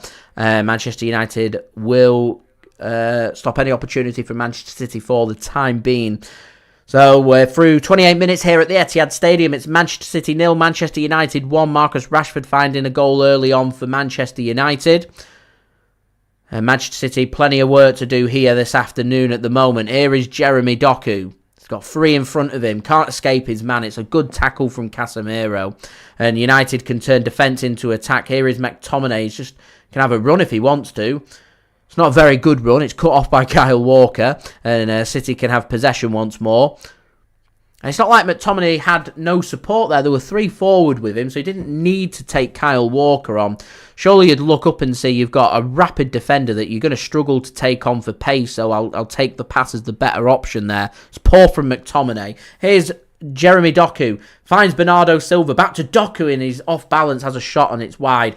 You see, it's wide, but that's good creative ideas. Having shots, not taking touches, not being too hesitant, get into the position and have a strike, and if you connect cleanly there, you probably score a goal. He's just off balance, so he's leaning back and slips. 4 slips now that we've had.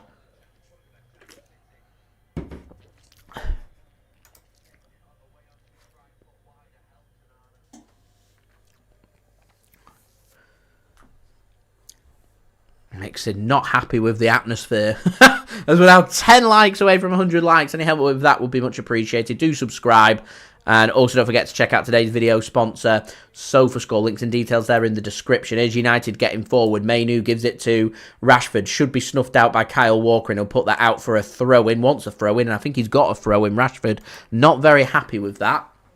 But a throw-in for Manchester City. It's been a very high-energy first 30 minutes, and I don't mean to state the obvious, guys, but we probably could do with a goal before half-time here. I don't think we can afford to be trailing at half-time in this game. The pressure and the stakes are that high that, it's just absolutely massive. Man City lose this game, and if we go into that match at Anfield next week, it is obviously must win. It's even out of our hands heading into a game at Anfield, and, we lose this game and we lose next weekend. I don't see how Man City win the league from there. I really don't.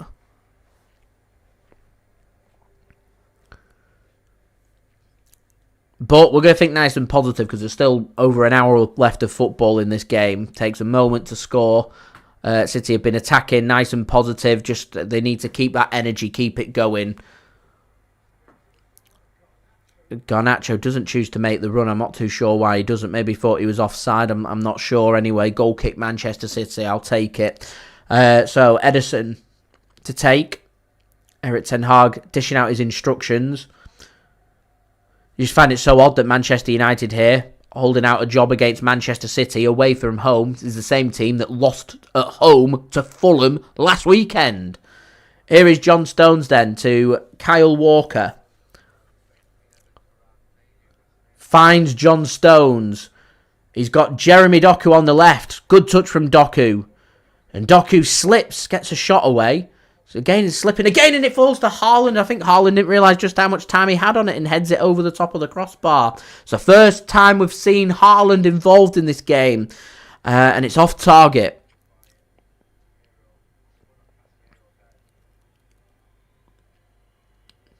I don't think Haaland realised just how much time he had there. Just loops up. Casemiro heads it. And Haaland just gets his header all wrong. I can see what Haaland's aiming for. A looping header looking for the side of the net. Get the keeper stretching. You bring in rebounds. And because there were City players ready to follow that up. Not utilised. And obviously off target. And opportunities are coming for City. They're just not putting them away. Not the most clear cut of opportunities, but an opportunity nonetheless. Lindelof then gives away a free kick. Pushes Phil Foden over. And City can have possession here inside United's half. Here's Kyle Walker driving at Lindelof. He drives and gets forward and nearly takes his man on. Just couldn't quite get that half a yard of space. De Bruyne goes with a ball across. Cleared! Shot comes in. It's a good save from Onana. Rodri it was with the goal. How often do we see Rodri coming up with big, important goals for Manchester City? De Bruyne goes with the ball across. Varane gets it clear. It's a lovely connection from Rodri, and it's a good save. We've seen Rodri score past Onana before. Champions League final, June 10th. Nearly saw it again. Good save from the former Inter Milan goalkeeper. City then, with the corner, take it short. Nearly got dispossessed from an interception from Mainu. Doesn't manage to make the interception, but he does force Kyle Walker to go all the way back to Ederson. So a bit frustrating that.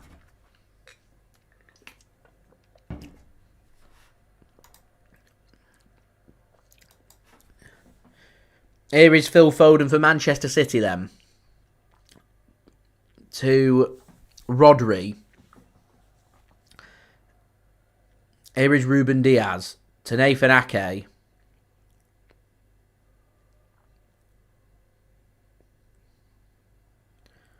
Kyle Walker works it to Phil Foden.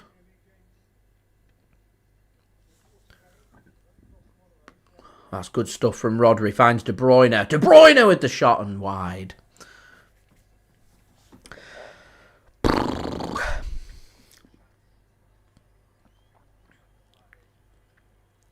It's good quick passing from City. Just drags it with De Bruyne there. Plenty for City to think about here. Plenty. Onana then to take the goal kick. City fans not happy. Whistling. They want a yellow card for time wasting. Keeper sends it long. Rodri wins the header for Manchester City. United can send it long, only as far as Nathan Ake. Bernardo Silva will pick that up and he'll work the ball back to Ederson. Eddie then gives it to Johnny Stones. He's got options all in front of him. Uses recently single Ruben Dias. And City just push themselves 10 yards further forward and United backing off, not pressing. They don't want to step forward and leave City any space, I think is the plan. Stones then turns defence into attack, marches forward. Foden on the right, takes on Garnacho, unchallenged. To Nathan Ake. Skips past Fernandes to Rodri. He skips past Fernandes. Rodri works it nicely to Doku on the left. Here is Jeremy Doku. Squares a ball across. Read by Varane. Clears the ball only as far as Diaz once more. He works it to the left. Here's Bernardo now. To John Stones. Johnny Stones now to Jeremy Doku. Gives the ball back to Johnny Stones once more.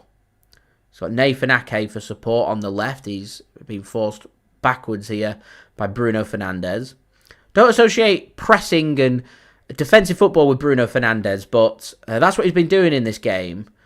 Forcing City back. Rodri plays a ball. It's not a great ball to De Bruyne and cut off by Lindelof. Garnacho surrounded out and Kyle Walker gets the ball back for City. Stones then to De Bruyne in a little bit of space. To Walker. Back to De Bruyne. Takes a touch. Gets it onto his left foot, turns Garnacho, has time to look up, shot comes in and it's blocked by United.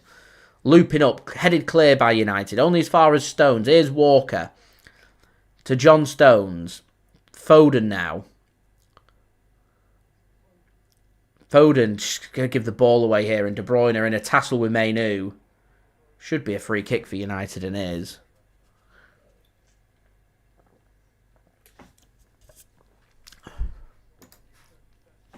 And thanks for tuning in. Good evening. 8 likes to go to 100 likes, guys. Any help towards that would be great.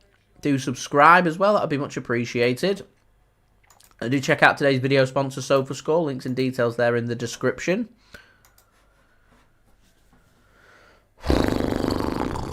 You're getting a bit frustrating now, this. Opportunities just seem to be drying up for Manchester City. United. Not a good clearance. Bernardo Silva wins the header. Erling Haaland clashes. Not sure about that. So Haaland just clashes there with Casemiro and Casemiro goes down. And I just think this is a coming together because I can guarantee if Haaland went down in that situation, City wouldn't have been given a free kick. Not for me, that.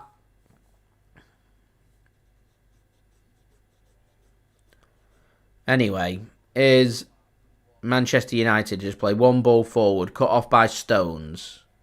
And we are starting to see over the last 20 minutes that United's counter-attack threat not really been there either. The passes aren't linking up well. The bits of pressing haven't really been there.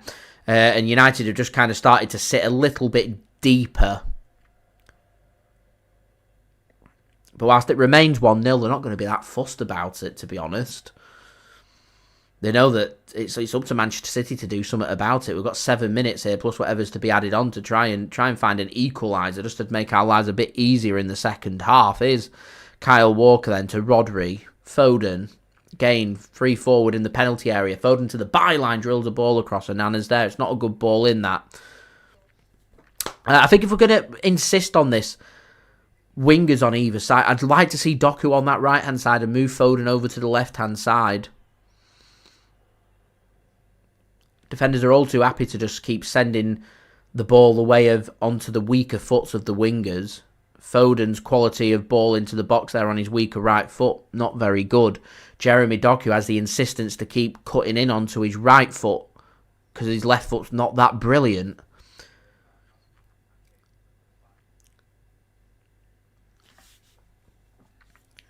And the only real two-footed player that we've got in attack's Kevin De Bruyne. Here is that man De Bruyne. Takes the touch. It's a heavy touch. I think he's managed to keep that in, but it's a looping ball in, and United should have got that clear. Ake's managed to mop it up, and here's Jeremy Doku now. He's got the run of Bernardo Silva on the left. He gives it to John Stones. He will use Bernardo now. He's got three around him, so he's got nowhere to go. He has to go backwards. Gives it to Ruben Dias. Back to Jeremy Doku. He's seen a lot of the ball here, Jeremy Doku. A lot of the ball. Here's Nathan Ake into the 40th minute now. Foden. Bernardo just plays a ball in United. I just don't think these little dinked balls into the box are gonna work too well. Should be a throw into Manchester City. It is a throw in. United wanted it to go their way. Officials disagree. And throw in given to Manchester City. Here is Rodri. Finds De Bruyne. Here is Kyle Walker then on the right-hand side to Foden. I mean, City have done a lot in attack, but they've not really found a way of getting Haaland involved too much in this match. It's been very much about Doku and Foden rather than Haaland and De Bruyne, the deadly duo. We need to try and find a way of getting that deadly duo more involved in this game, and that will go off Lindelof and out for a throw into Manchester City. Kyle Walker, captain for City, going to take the throw-in right on the edge of the penalty area here. 4 minutes remaining plus whatever's to be added on in this Manchester derby today. City trailing by a goal to nil thanks to an early goal from Marcus Rashford for Manchester United. Here's Jeremy Doku then on the left-hand side for City. Gives the ball to Rodri. He's got the run of Kyle Walker. He's going to use Kyle Walker. He's going to win the header. United aren't going to get it fully clear, and De Bruyne just gets on top of that, and it's miles high and miles wide there. Not a good shot. Very unlike Kevin De Bruyne. Oh, man. This... Stick with it. Stick with it.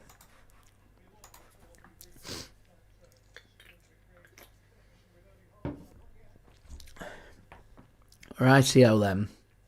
Approaching half time. You feel like there's maybe a chance for one more opportunity in this first half.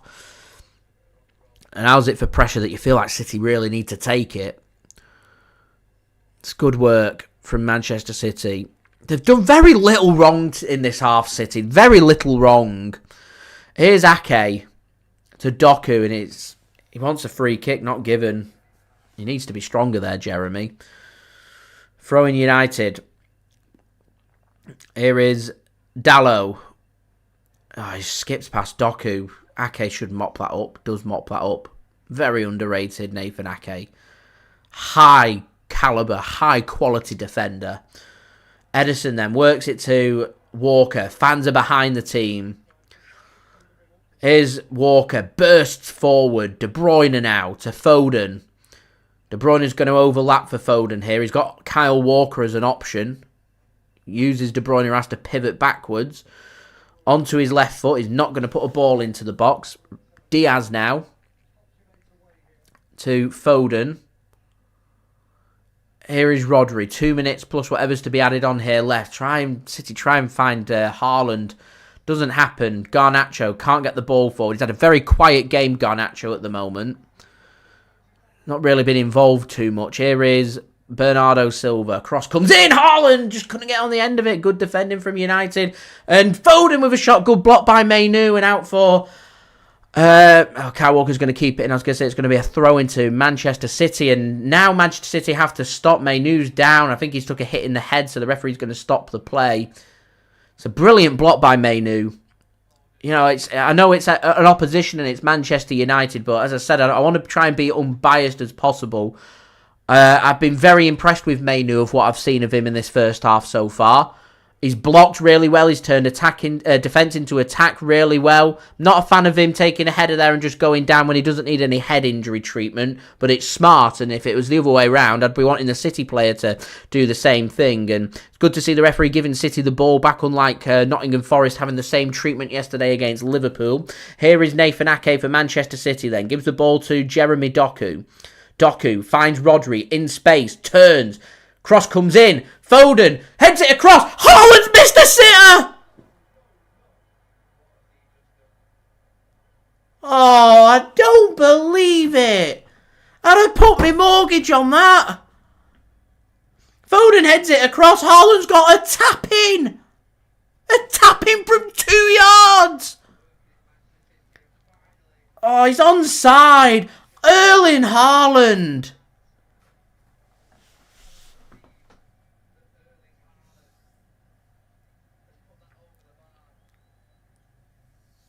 You don't even have to go with his foot, just go with your knee. Not that I'm telling Erling Haaland how to score goals. Oh, what a miss.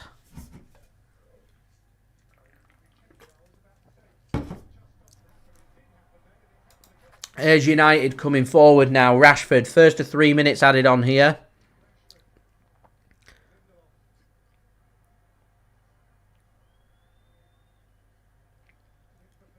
Fernandes. Mainu. Fernandes. Cross comes in and Ederson spills and gets it second time. Under pressure from McTominay. Right, we need to dust ourselves down. It's a bad miss. Dust ourselves down. Keep going. It's time here for another opportunity for City. 2 minutes remaining. Here's John Stones. Gives the ball to Phil Foden.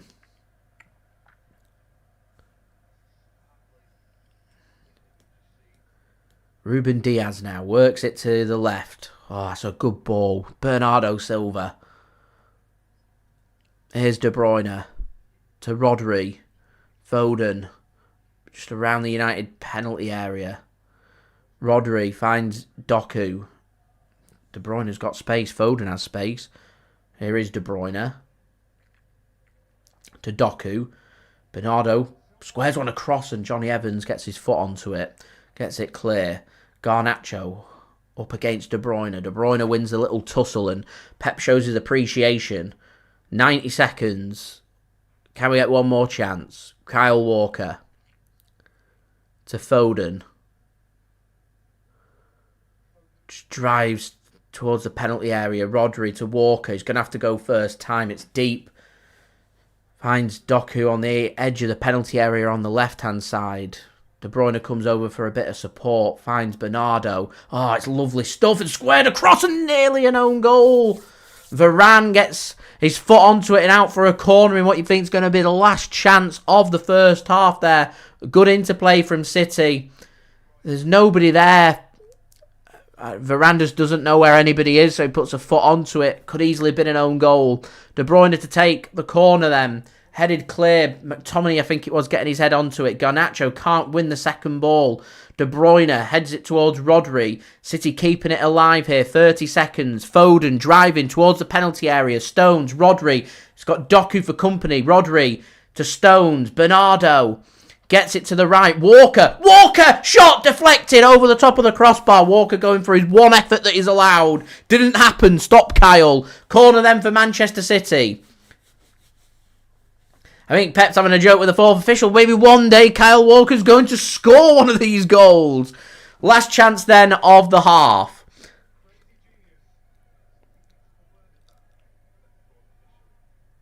De Bruyne to take. It's too close to the keeper.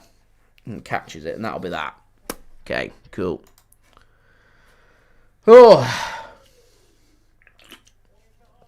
There we go then. Half-time whistle goes, guys. 6 likes to go to 100 likes. Any help towards that would be much appreciated. Don't forget to leave a thumbs up. That would be much appreciated. Do subscribe and do check out today's video sponsor. Do go and check out SofaScore. Links and details there in the description. I will be using them for my half-time analysis in just one moment. So I will roll my promo video for you guys right now.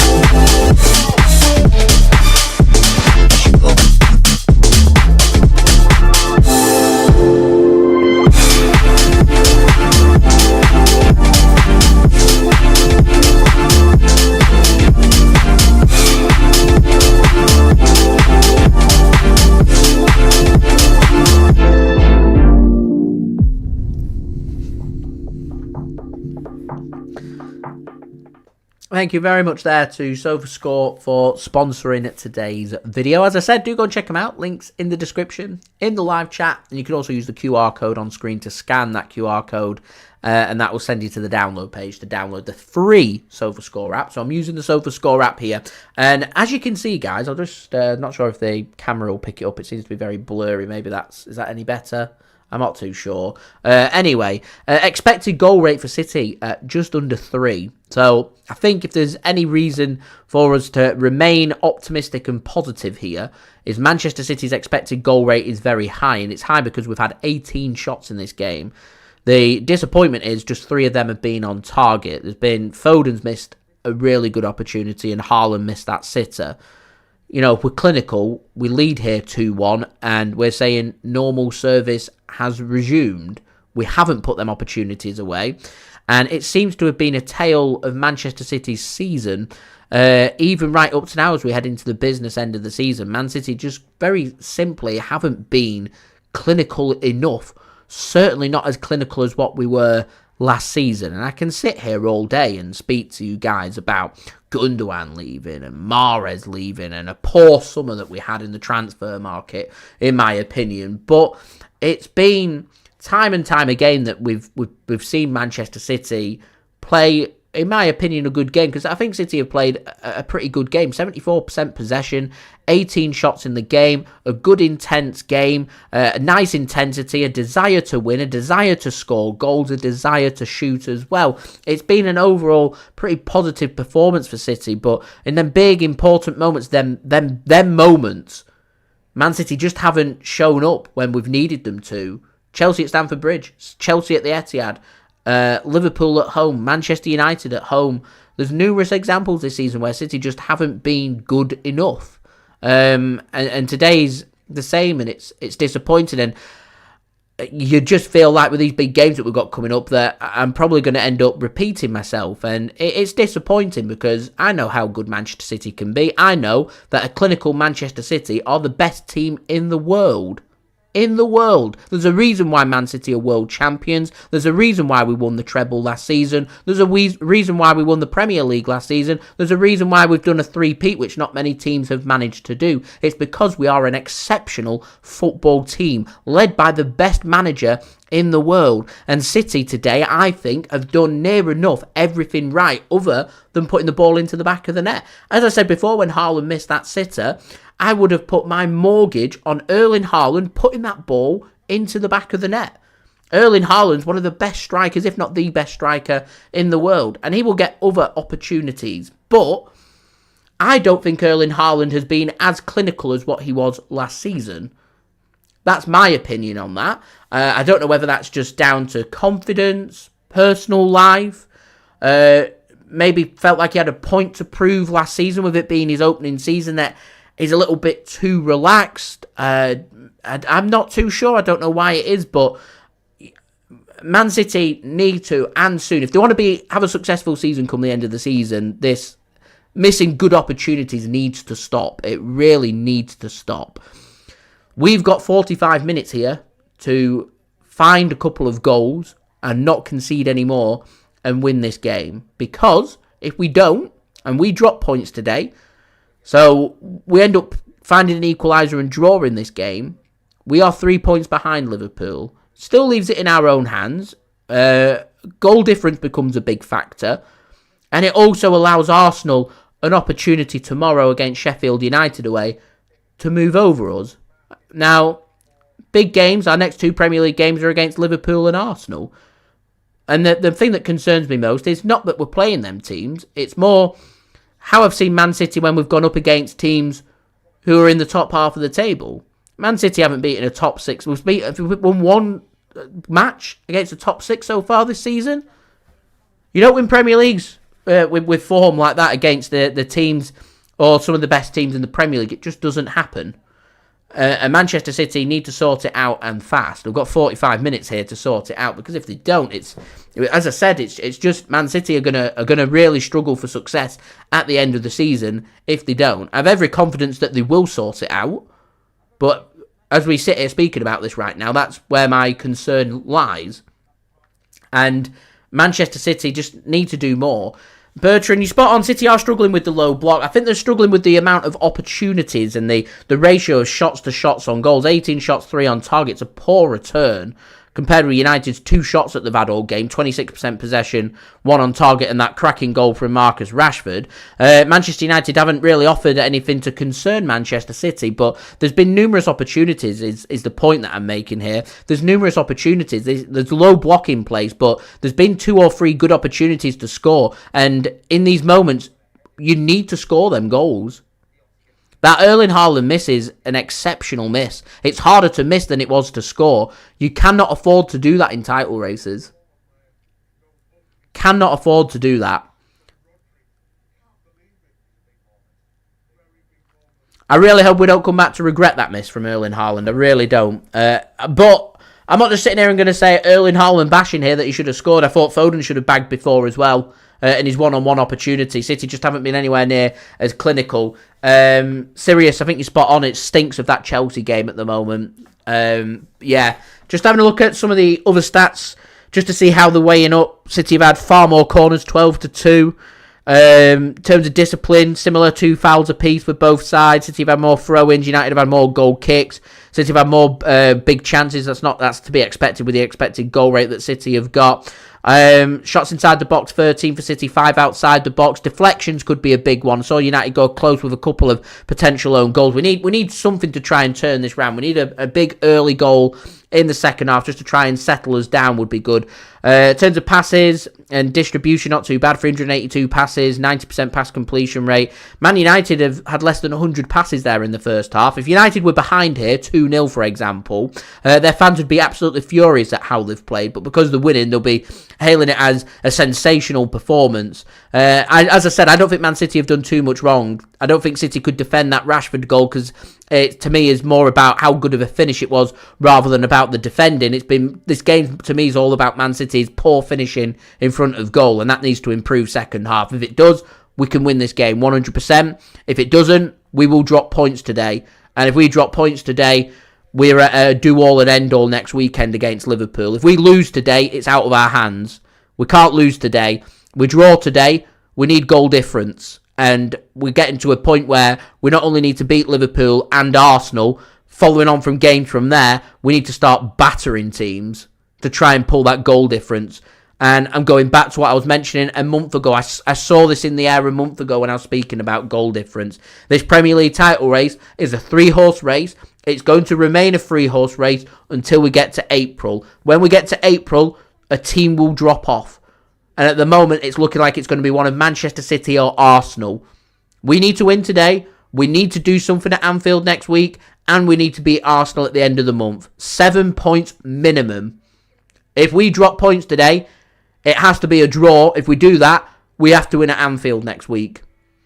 I can argue and I can sit here and say Man City need to win our next 3 to win the Premier League. Because I just don't see where these points are going to get dropped for the other team. So it's very difficult. Jamie, thanks for tuning in, says, would I say that this is 45 minutes to defend the title? Do you know what? I'm going to put my neck on the line and say, yeah, I think this next 45 minutes has massive implications on the Premier League title. We saw it yesterday with Liverpool, and then finding that last-minute winner through Darwin Nunez. That was very much Liverpool remaining narrow, slight favourites. They're favourites on the line yesterday. For Man City, We're not top of the league, so we don't have that advantage, and we have difficult games coming up. We know what our record's like at Anfield. It's must win. We have to come away with at least a point, and that's the bare minimum, and that puts tremendous pressure onto us next week. But realistically, we need to win. It's just a must-win game, this, for Manchester City, and we need to find a clinical touch. I don't think there's been too much wrong with City's performance so far, but we need to find the back of the net ASAP. Rapido. Anyway, Halftime Entertainment brought to you by my partner channel, Mixed. Links and details there in the description. Do go and check him out, like and subscribe over there.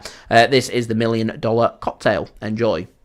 What's up, guys? Mixed here, back again for another cocktail video. And for today's cocktail, guys, we will be doing the $1 Million Cocktail, and it is one out there, none other than the Savoy Cocktail Book, as I will be taking you through some of the cocktails in this, from this famous cocktail book, the Savoy Cocktail Book from 1930 by Harry Craddock. But I got this for £10 off Amazon, just a paperback copy, you can see here. But it's just printed pages from the original from 1930, but it does the job, and I'll leave you a link below. So I would highly recommend this book. And now I will show you guys how to make the $1 Million Cocktail. Because some of the measurements can be hard to understand in the book, as it says one glass, which is about 60 ml, and I'll be working the maths out like that. So let's get on with it, shall we? Right, for the $1 Million Cocktail, we'll be doing a dry shake first. So,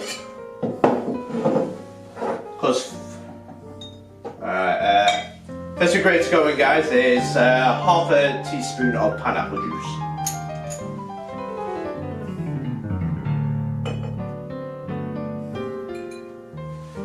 Next ingredient is 1 tablespoon of grenadine.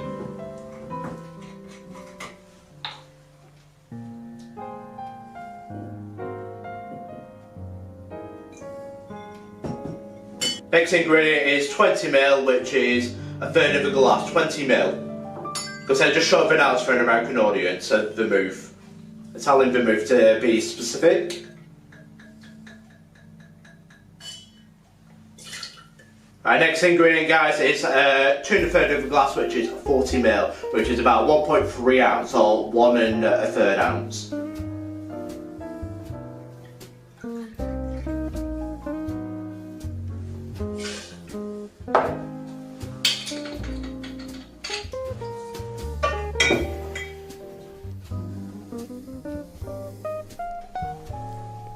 Because just that is Plymouth gin, must be Plymouth gin for the $1 Million Cocktail, Plymouth gin. Right, the last ingredient, guys, is 1 egg white.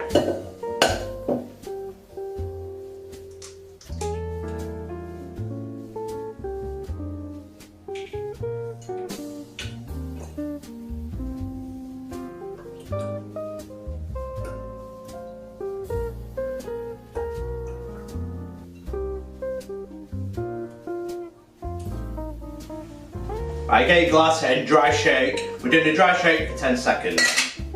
Shake the shell a bit.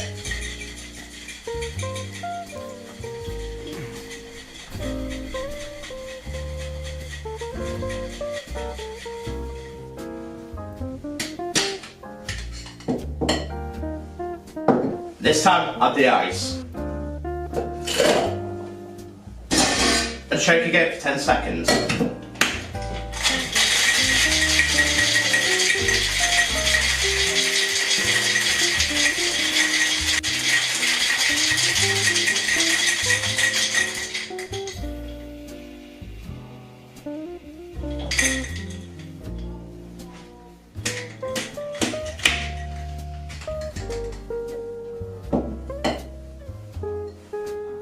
And I think we'll turn it into a coupe glass.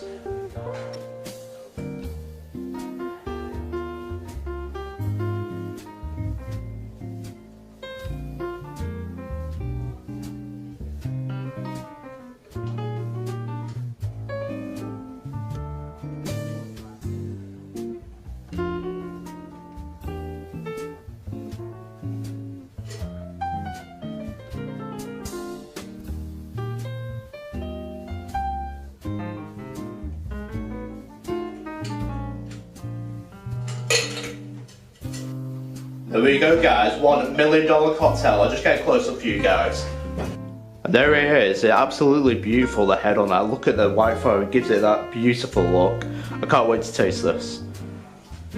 Right, guys, it's $1 million cocktail straight out of the Savoy cocktail book. Thanks for the recipe, Harry Craddock. How does the $1 million cocktail taste?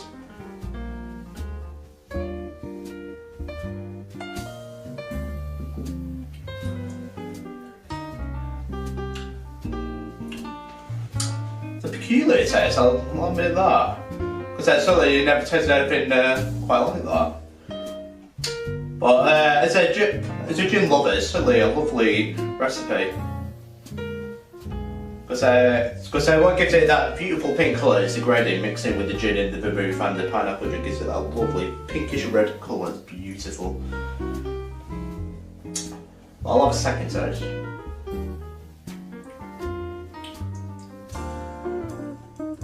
It reminds me quite a bit of Angostura beer. It's all reminds me quite a bit of cocktail, but it's not.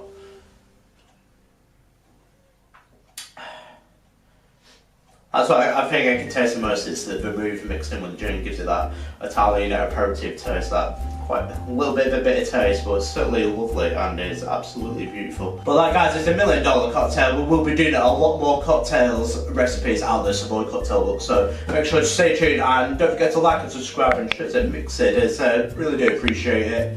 And if you enjoyed the series, fantastic. Because if there's any cocktail recipes you want to see from the Savoy cocktail book, just let me know in the comments below, so I'll be happy to oblige. But that is all for now, guys, and have an awesome day. Cheers.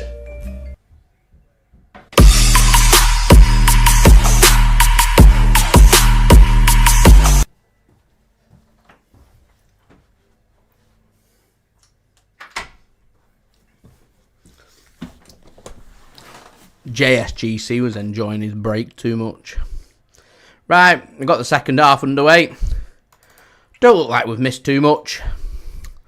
I'll just get the clock sped up to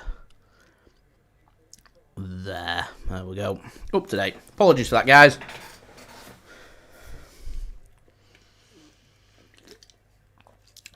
Anyway, guys, we do hit 100 likes, which is brilliant.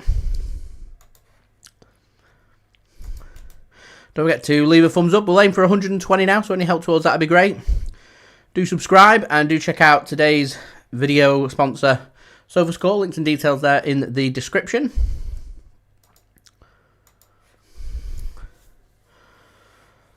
Larissa, thanks for tuning in. Much appreciated. Seamus, thanks for tuning in. Says, can't understand why we defend better against a low block counter-attack football. Pep not doing his job by allowing this to continue game after game. I think that's why City went all guns blazing, try and break down a solid defensive wall. Left ourselves open on the counter-attack early on, and United playing early ball across, cut off well by City. So City attacking the south stand here second half, and how often do you see Man City come up with big important goals attacking the south stand? Here's Phil Foden then into the penalty area. Foden with a shot, it's blocked. Jeremy Doku takes a touch over on the left-hand side. Here is Bernardo Silva now. Still time here for Manchester City. Doesn't look like any changes have been made in the second half. City attacking from left to right. United attacking from right to left. Doesn't look like any subs have been made by either side. Here's De Bruyne. Gives it to Rodri. Just plays a ball into Haaland. Turns his man. He goes down. Doku goes with a shot. It's a good save from Onana to take it away from Foden. And Johnny Evans couldn't get it clear, and he just puts it out of play for a throw into City. So as Erling Haaland does well there. Good show of strength. Holds off his man just long enough for him to find the pass. Doku goes in with a shot. It's deflected, and Onana takes a really important touch. It's not going in the back of the net, but he takes the touch just to push it past, because Foden had just followed that up at the back post, so it would have been a tapping for Foden had Onana left it. Good goalkeeping. It's had a bit of a tricky time at United since joining them from Inter Milan. It was good goalkeeping that, though, from the former Inter man. Here is Phil Foden now.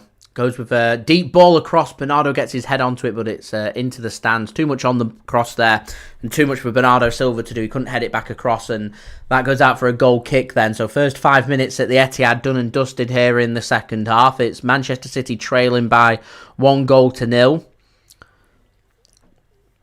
Onana it is to take the goal kick here for United. Already a bit of time wasting going on. City fans not happy.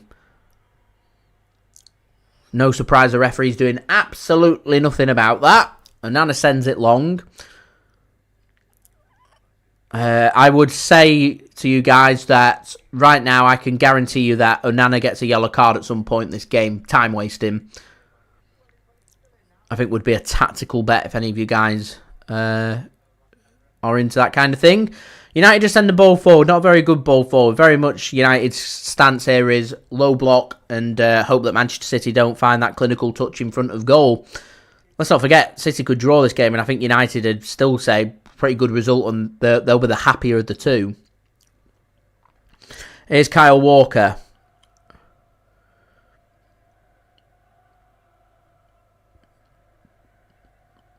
And get a bit of atmosphere at the Etihad trying to cheer the team on. Here's Ruben Dias then to Kyle Walker. Plays a ball forward to Rodri. There's too many men around him. It's a heavy touch. It's not the best of passes from Walker. And United can have possession. Rashford goes down and that'll be a throw into Manchester City. Walker will take and he'll just give the ball to John Stones. Again, United not pressing at all on Manchester City. Rodri then to Haaland.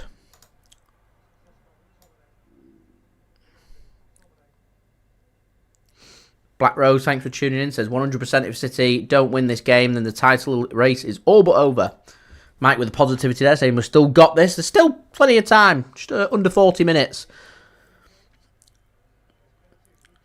Just the opportunities will be there for City. They've just got to be clinical when they come around. I'm not going to sit here and say patience is needed because urgency is needed, not patience. Here's Dalot.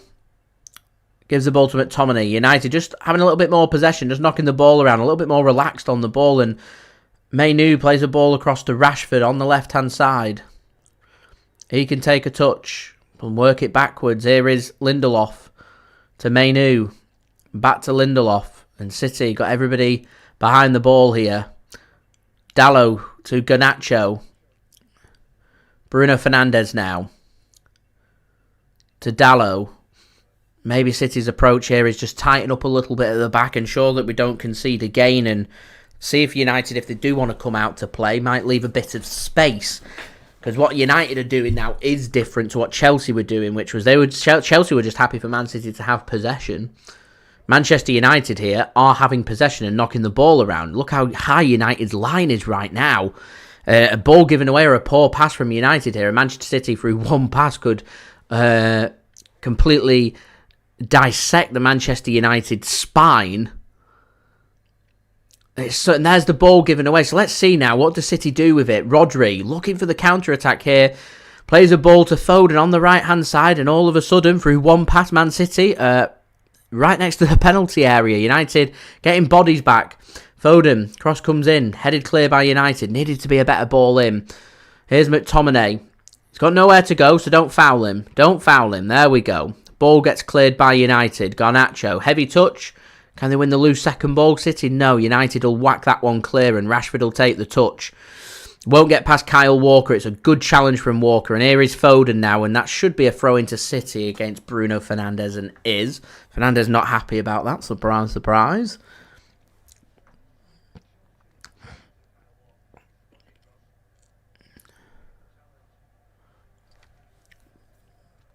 Here is John Stones then for Manchester City. Clock is ticking. John Stones to Kevin De Bruyne. To Phil Foden. I wonder how long it might be before City choose to roll the dice and bring on the likes of Julian Alvarez. Here's Ake. To Walker. Foden back to Walker. Here's Foden once more. Work to Doku on the left. Good pass that from Foden. Here's Doku then, up against Dalot. Works it to Nathan Ake. Puts the ball in. It's beyond Haaland, beyond everybody. Rashford will mop that up. Evans hasn't kept that in, and that'll be a throw into City, and the ball gets kicked away, and City want a yellow card, but they were happy, City, there to just have a quick throw-in instead, and it's given away, and now United have got a counter-attack to think about, and Kyle Walker up against Rashford. He gets a little push in the back. United want a free kick. There's not enough in it. Rashford can't believe it. He goes down too easy there, Marcus Rashford, for my liking. He had the pace on Walker there. He just needed to be a bit stronger, and he was looking for a bit of contact. There's minimal in it. Here's Doku then, coming forward to John Stones. De Bruyne. To Rodri. Here's Phil Foden. He has a shot! Oh! Philip Walter Foden! What a hit! What a goal! City level in the derby! What a hit from Phil Foden! Boy, did we need that! Come on! What a hit! Wow! Phil Foden. I said Rashford's goal was a quality goal. That was a quality goal from Foden. Edge of the penalty area. What a hit! Have that! I'm sure the United players and fans will be moaning about the incident at the other end with Walker and Rashford. I said Rashford needs to be stronger. There's minimal in it. 30 seconds later, City are level. What a hit from Foden. Yeah, here we go. We're getting a replay of the incident. There's nothing in it. Marcus Rashford needs to be stronger. Kyle Walker strokes his sleeve. Literally strokes his sleeve like he's petting a dog. Erik Ten Hag shown a yellow card in protest. Manchester City level here in the derby. 1-1. Boom. No VAR checks or anything. Goal stands 1-1.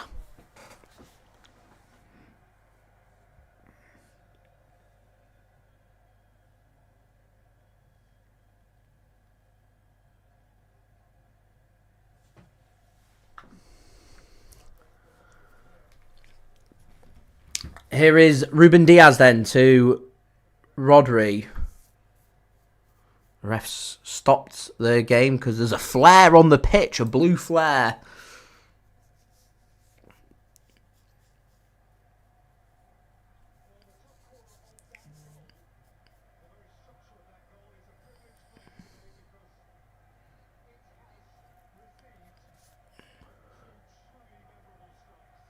What a hit. I said the derby over the years has had some cracking goals scored in them.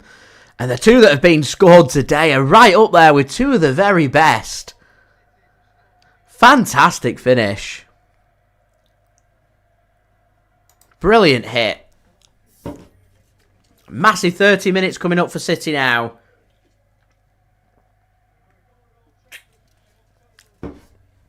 Phil Foden guilty of missing a wonderful opportunity in the first half. We're going to see Alvarez come on for Doku here. So Bernardo Silva, I reckon, is going to go on the right and Foden on the left. Potentially De Bruyne goes on either of the wing as well. I said how long it'll be before Alvarez comes on.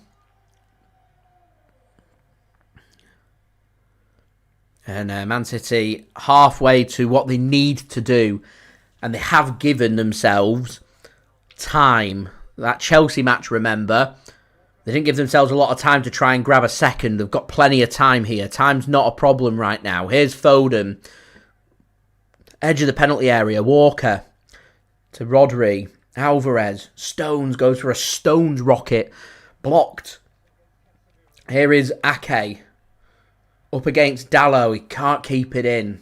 Ake wants a free kick. Not a free kick for me. Is he giving a free kick for it? Yeah, I didn't. Or is he giving a throw in? What's he giving? Is he giving a free kick? He's giving a free kick. I'm not sure. I don't think that was a free kick. I ain't complaining.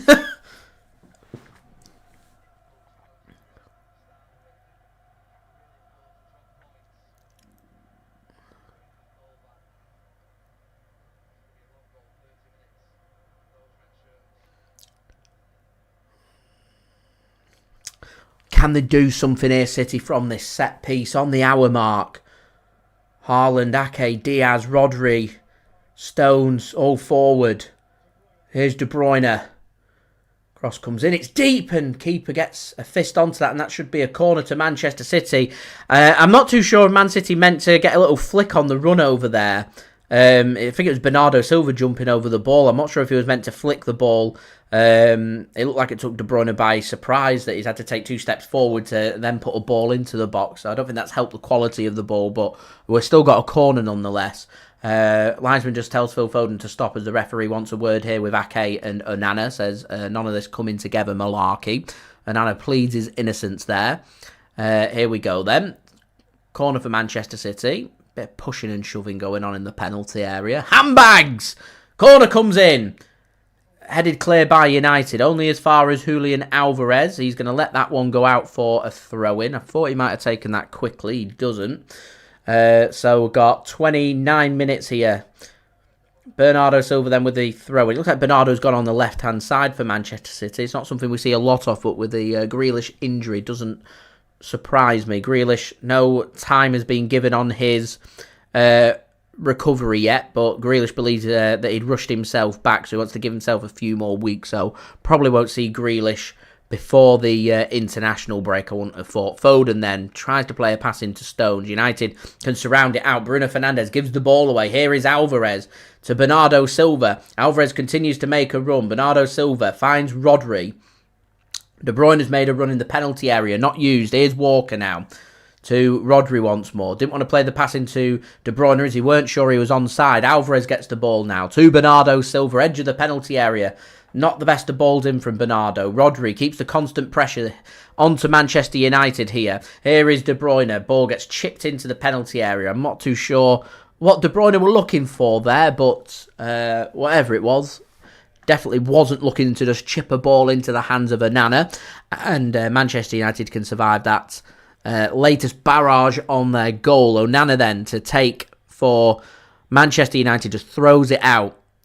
Gives the ball to Dalot. Onana once more to Johnny Evans.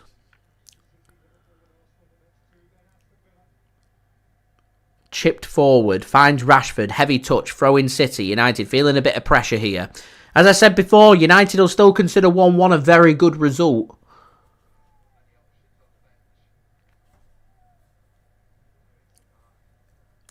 Here's John Stones to Rodri. That's a good pass from Rodri. Finds Foden. Not really got too much support around him. Uses Kyle Walker. Rashford not really pressing there. I thought he would have to potentially cut off that backwards pass, but he doesn't. Foden then rolls the ball into the feet of Rodri once more. Foden goes with a cross. Bernardo heads it back across just beyond Erling Haaland. And Manchester United survive another barrage on their goal. Here is Ruben Dias. It's coming back. Gives it to De Bruyne. Foden now. Got the run of Walker. To De Bruyne. Back to Ruben Dias here. Here's De Bruyne once more.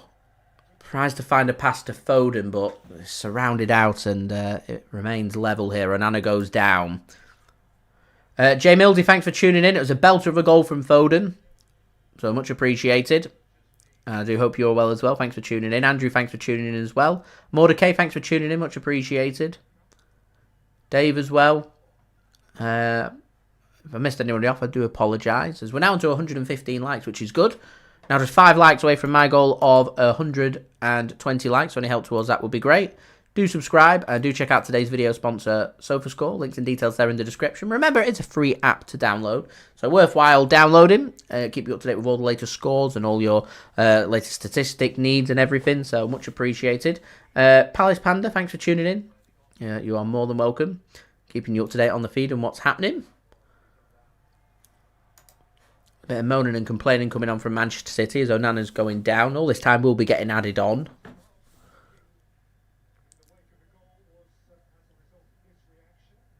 So Ten Hag was booked for pointing fingers, slamming things on the ground and shouting at the 4th official. Not too sure why they shout at the 4th official when the 4th official's not actually officiating the game. Like a fourth official's there just to hold up a board and receive abuse from coaches and managers.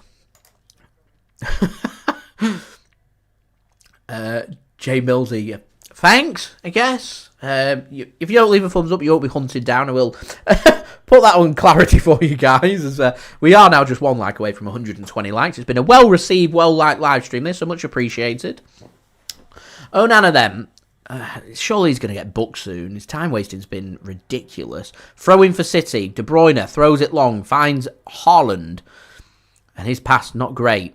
It's not been Haaland's best of games so far.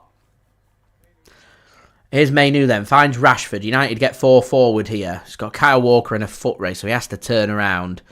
Can he find the pass? He can find the pass, and Fernandes can't find the control, and Manchester City can't get the ball out from under the feet here. And Manchester United can get possession back. Just couldn't find the space to find the pass there, Alvarez. Here is Dalot. He's got McTominay in a bit of space on the right. Varane doesn't use him either, and City just choose to get everybody back behind the ball. Here is Onana. Chant and rendition of Blue Moon around the Etihad. Here is Onana then. Gives the ball to Johnny Evans.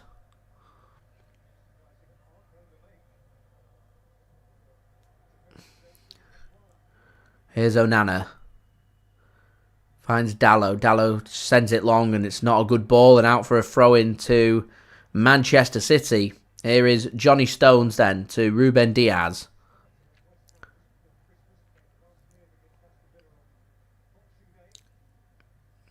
Bernardo Silva. Ruben Dias. Getting towards the last 20 minutes now. City still. They need to win this game, so they need to find a goal.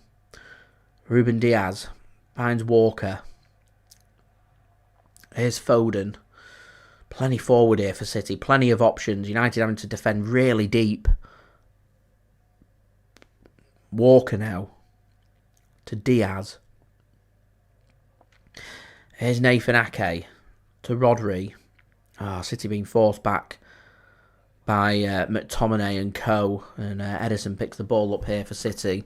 Ruben Dias drops into space and picks the ball up here for City, and City can just push themselves forward and back into the Manchester United half now. Here is Ruben Dias. Haaland drops deep, drops a shoulder, drops it well, and here's Haaland. Here's Haaland. He goes down and gets a free kick for Manchester City right on the edge of the penalty area, and here's going to be a yellow card as well for Varane up against Erling Haaland. It's the first real chance that we've had to see Erling Haaland actually have a burst and a run here for Manchester City. Obviously missed that sitter, but not really seen him have a dribble and get forward. So that was good to see. Varane into the book. Needs to be careful for the remaining 22 minutes. Manchester United choosing to make a substitution here.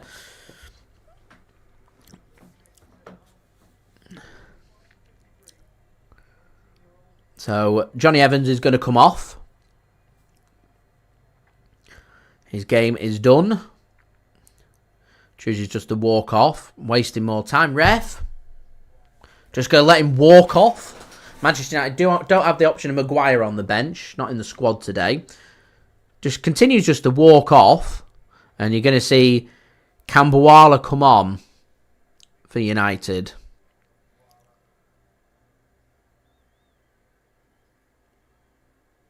Man City discussing what they want to do here with this free kick. I'd have thought United, before making that change, would have probably see what happens from this resulting free kick, no? This is very scoreable. It's very central, though. Right on the D.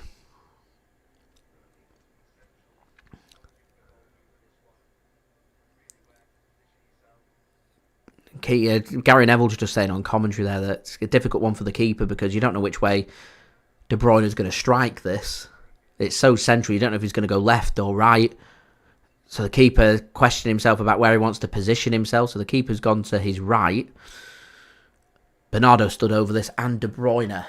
Big opportunity this for City. Garnacho laying down in front of the wall. You look like a bit of an idiot if City put it in the back of the net and you're just laying down in front of the wall looking at it. Anyway, De Bruyne hits the wall. And the wall does its job there for Manchester United, and they survive what potentially pretty big opportunity that for City, really. Anyway, opportunity still not dead. Rodri gives the ball to Foden here on the right wing for City.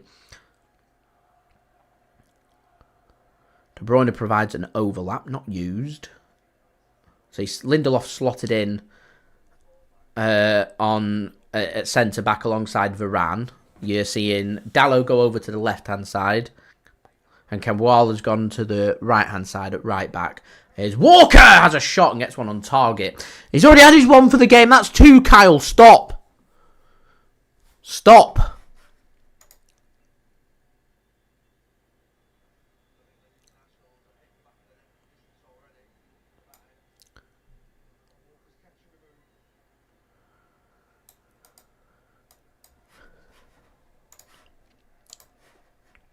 Here's Dalot then for United. Just sends it forward. Finds Manu. Oh, it's a lovely interception from Phil Foden. Lovely interception. City need to make sure they get the ball retention there. Pep Guardiola applauds. The hard graft and hard work comes in to win the ball back and then find possession at the end of it as well. Good work from Manchester City. 19 huge minutes of Premier League football to play here. Here is Ruben Dias. Gives the ball to Kyle Walker. John Stones. He's got Bernardo and Alvarez. Oh, he takes the wrong choice on the left-hand side. He tries to play a ball into a congested central area.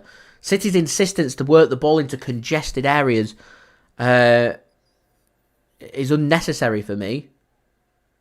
Kambuala up against Bernardo then. Kambuala needs to get this clear. Just sends it down the byline. Should be cut off by Manchester City, and is. Here is Walker. It's not a good pass from Kyle Walker. My TV's gone all stuttery, so I don't know what's happening at the mo. I think United's got possession. They do have possession. Here is McTominay then, inside the City half.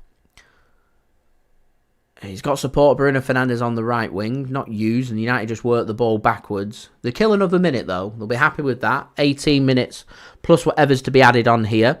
Here is Lindelof. Plays a ball, not a good ball, and out for a throw-in. Kyle Walker wants a ball from the ball boy. Needs to be a bit quicker. So Anthony's going to be coming on for Manchester United now. Another roll of the dice there from Erik Ten Hag. A ball pinged over to the left-hand side. It's a cracking ball over to Bernardo Silva. Here is Nathan Ake. Bernardo under pressure from Bruno Fernandes. Good work that from Bernardo to keep hold of possession. John Stones finds Kyle Walker in some space. Phil Foden's in even more space here on the right wing, and he bursts in at Dalot into the penalty area. John Stones now tries to play a pass into Kyle Walker, cut off by United. Can't get a full clearance. Stones will mop it up. City keep hold of the ball.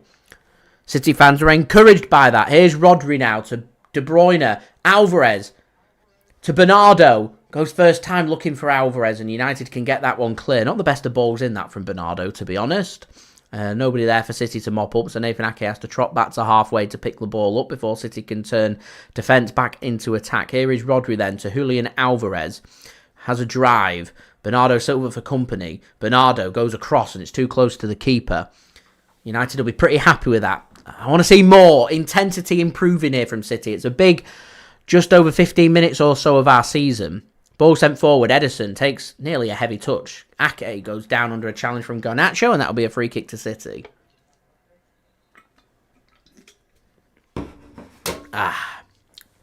Manchester United. Wally with the brawly giving the instructions to Anthony, and he's going to come on for goal scorer for Manchester United today, Marcus Rashford, as England manager Gareth Southgate in the stands at the Etihad today, taking a seat away from the City loyalists. As you get a replay of the Marcus Rashford goal early on there. In off the underside of the crossbar. As I said, in two cracking Derby Day goals today.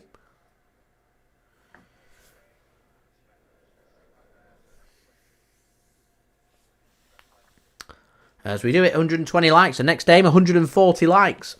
Any help towards that would be much appreciated. Do subscribe as well if you're new around here, and do check out today's video sponsor, SofaScore. Links and details there in the description. Here is Phil Foden. Has a drive at Dalot. Worked backwards to Ruben Dias. Here is Rodri to John Stones. City got everybody forward here. 15 minutes. Need that goal. Dalot wins the header from a ball forward. Here is Garnacho. Had a quiet game, Garnacho.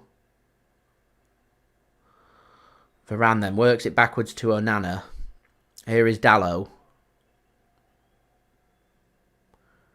Nearly took a heavy touch, but he's managed to play a ball forward there into Bruno Fernandes, and Anthony's made a run, and he looks offside. Flag's not gone up, and the flag's... I think they want to put the flag up, yeah.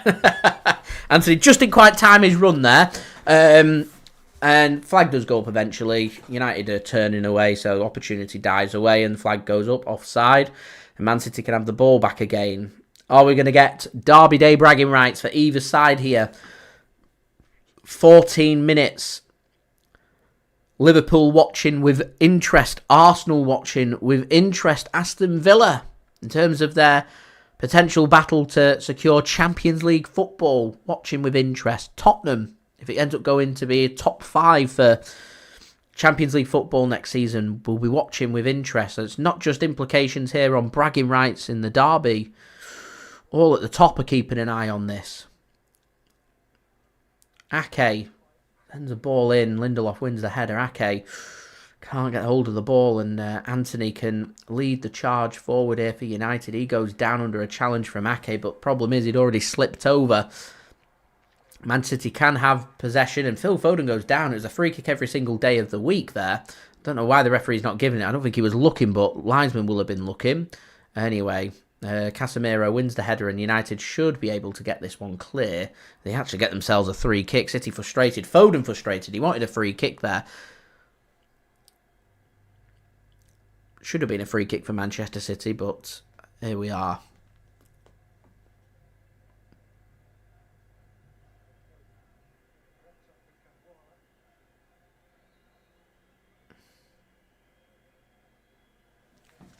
It was against Gvardiol, but not given. I don't know why. Anyway, here's Onana. Keep pressing in, Bernardo. Sends it long. De Bruyne should intercept. Does intercept. Haaland should win that as well. And De Bruyne can ensure that City have possession. And City win the ball high up here again. United just can't get out. City do need to be wary of the counter-attack as well as Rodri goes down. Referee says no. It's either a free kick or a dive, that, for me.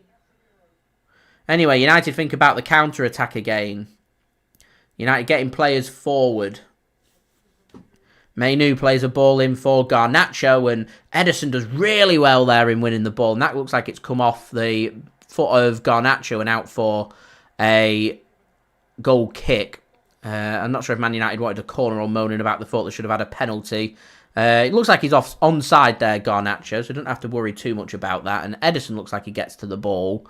So... I don't think, yeah, he gets to the ball, not a penalty. Good goalkeeping, actually.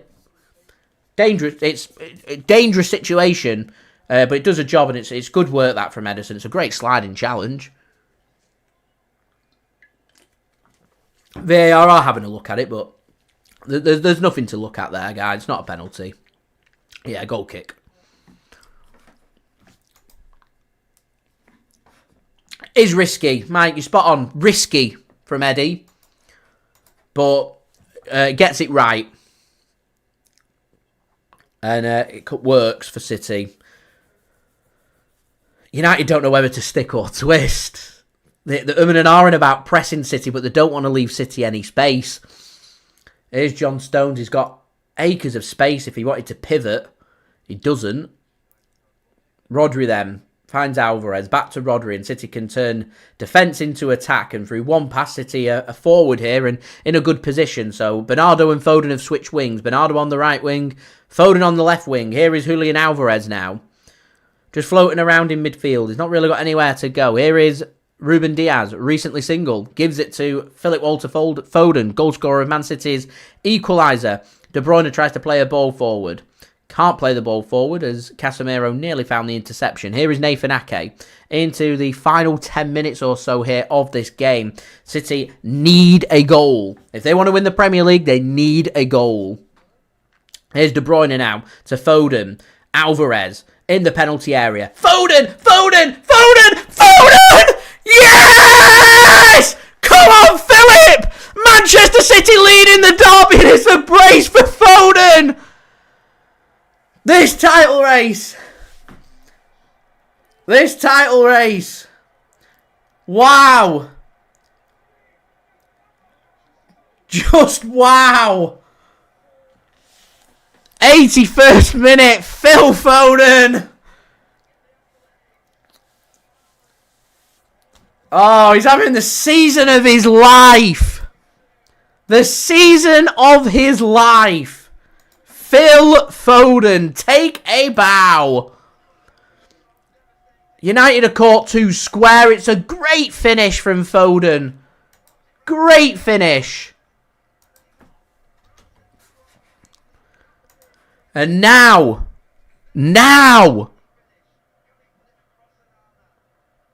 we need to make sure defensively we are sound. This game has 9 minutes. United will come out to play. They have nothing to lose. Manchester City have to defend like they've not defended before. 9 massive minutes. What a goal that could be come the end of the season. Pep fist bumps and celebrates and points towards his family's box. He knows what it means. A smile on his face. Amrabat on for United. Forson on for United. United have nothing left to lose. Garnacho's come off. And Manu has come off. City still have work to do. Nothing stupid. Ederson sends this one long. There's plenty of space for City to work in now.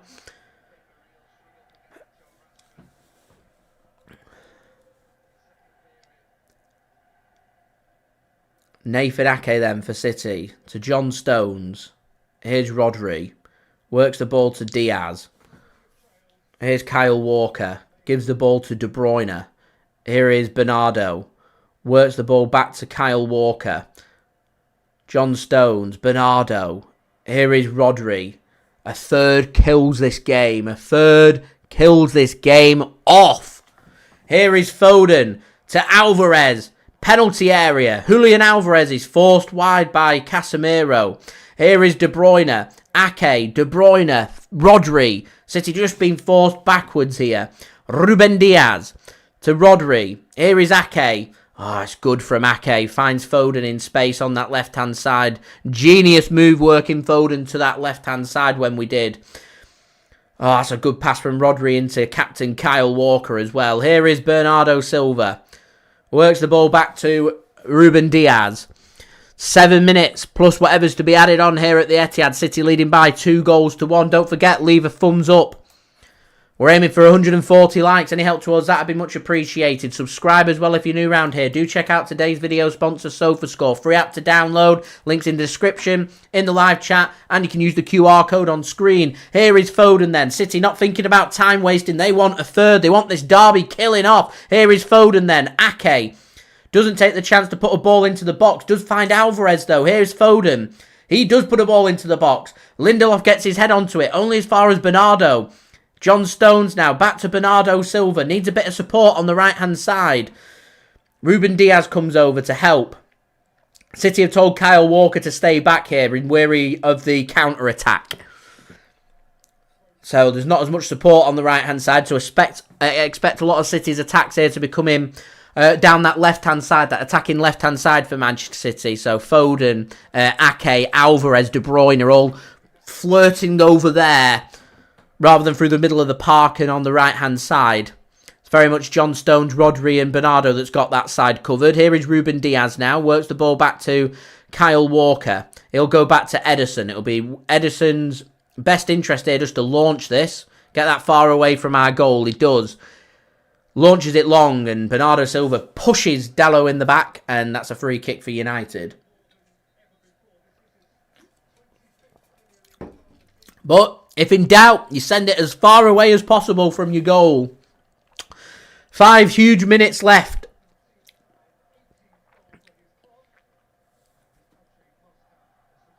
Here is Onana. He's given the ball away, Onana, to De Bruyne. Here's Foden. Back to De Bruyne. Takes Amrabat on. He's happy to take Amrabat on. De Bruyne drives for the byline. Oh, he finds Foden. He's got support through Rodri and Ake. He uses Ake, and City just happy just to have a bit of possession and just knock it around again. United just chasing shadows right now. Here is Johnny Stones. Finds Walker. Needs to find the pass. Finds Stones. Oh, it's good work. Dias now for Manchester City. Stones bursts forward. Here is Bernardo Silva. Happy just to slow the pace of the game down. The seconds chip away at the clock.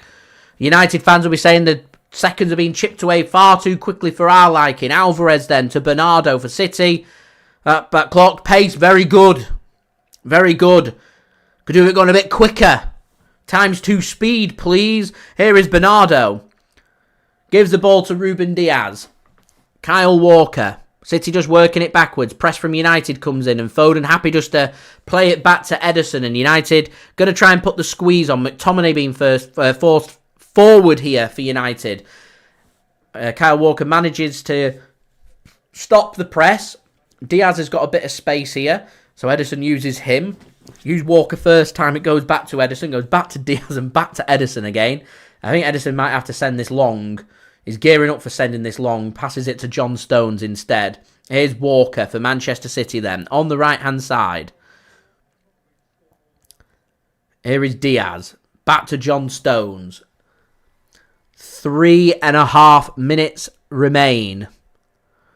John Stones. It's a great pass from John Stones. He's had a good game for City. Here's De Bruyne in the penalty area. Here's De Bruyne. Ball comes across. Corner kick. Manchester City. Varane it is to meet it at the near post and stop the ball going across the 6-yard box. 3 minutes then of the derby remaining. Watching this, very nervous I am. The City fans, though, in full voice, cheering the team on. Corner for City. Haaland in the box. Corner comes in towards the keeper, headed clear by United. They want a free kick. Not given. Felt like his shirt was being pulled there, and another corner for City. At the moment, this stays the same. We're going to be getting a showdown at Anfield next week. We will have to be far better at Anfield next week, though, if we are to get the 3 points. Bernardo Silva to take this corner then for Manchester City. Comes in and no City player can meet it, and United can't get it clear. Dalot up against De Bruyne. De Bruyne just picks his pocket. Here is De Bruyne having his shirt pulled to Alvarez. He puts a ball across to Bernardo on the right. Here's Bernardo. Stones got a man on. Nearly an interception for United. Bernardo plays it across. De Bruyne heads that back across into a good area and Varane reads it. Varane's had a very good game for United, I think. Mainu's had a good game. Varane's had a good game. But at the moment, it all belongs to Manchester City. It's Phil Foden that it belongs to. My TV just keeps freezing and I don't know what's happening. I don't know why. I'll just turn it off and on very quickly. See if that sorts it. Right, there we go. Hopefully that sorted it.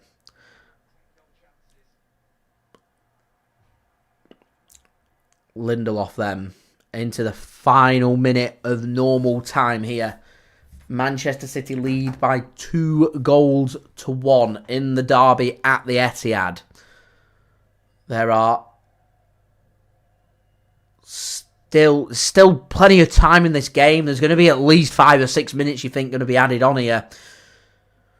Here's Fernandes in space. And United still hold possession. Forson's going to give it away, though. And Bernardo Silva bursts forward here. Here comes Bernardo. Oh, lovely work from Bernardo Silva. Lifetime contract, please. What a player he is. Foden to Diaz. City happy to go at a walking pace. It's United that need to force the issue here. No pressure from United at the moment. I'm sure the fans will be pretty disappointed with the intensity that they've shown. They've been happy to score a goal and they're not really done much else. Rodri then to Foden. Back to Rodri. Rodri goes down. It'll be a free kick and that will take us into added time then.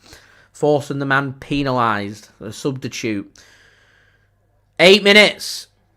8 minutes added on. The City fans not happy with that. It's 8 minutes added on. Don't forget, guys, leave a thumbs up. 140 likes is the aim. Any help towards that would be much appreciated. Do subscribe as well. And do go and check out today's video sponsor, which is SofaScore. Links and details there in the description. Go and check them out. It's a free app to download. And Michael Feeney, thanks very much for becoming a member of the JSGC channel. Go and check it out. Here's De Bruyne. De Bruyne! Wide. Very close, that from Kevin De Bruyne. Yeah, thank you very much for becoming a member. Much appreciated. So a big shout out to you. If you do want to become a member of the JSGC channel, just press that join button next to the subscribe button.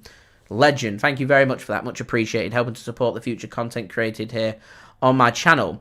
Oh, Amrabat's giving it away. Haaland! Haaland! 3 goals! 3 points! Manchester is blue! Erling Haaland with the goal for Manchester City. We're not thinking about his City that he missed before. He makes up for it. 3-1 Manchester City. Things that we love to see. Absolutely brilliant. Massive 3 points for Manchester City. Absolutely massive.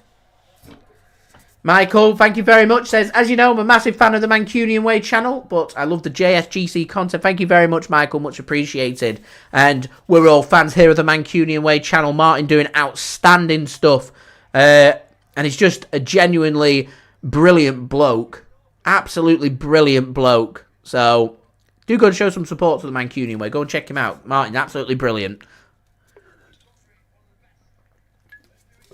That goal's brilliant. Erling Haaland, wow. Amrabat, what's he doing? Questions will get asked here in Manchester United. But it's been a brilliant response from City. Absolutely brilliant. We were 1-0 down at half-time. We were losing the plot at half-time. Manchester City showcasing what they are capable of. Outstanding. Absolutely outstanding. Poznan erupts at the Etihad. Magnificent stuff from Manchester City. Walker just heads it behind. United's intensity is just not there at all. At all. It's not there. Really good work from Manchester City. 18th Premier League goal of the season for Erling Haaland. We're at that time now where it's time to give my JSGC man of the match. Got to go to Phil Foden. Them 2 goals, the first and second goal, absolutely brilliant. That first goal was a brilliant finish. Second goal, cool as you like. And it's been good stuff. City deserved the 3 points. We've been the better team.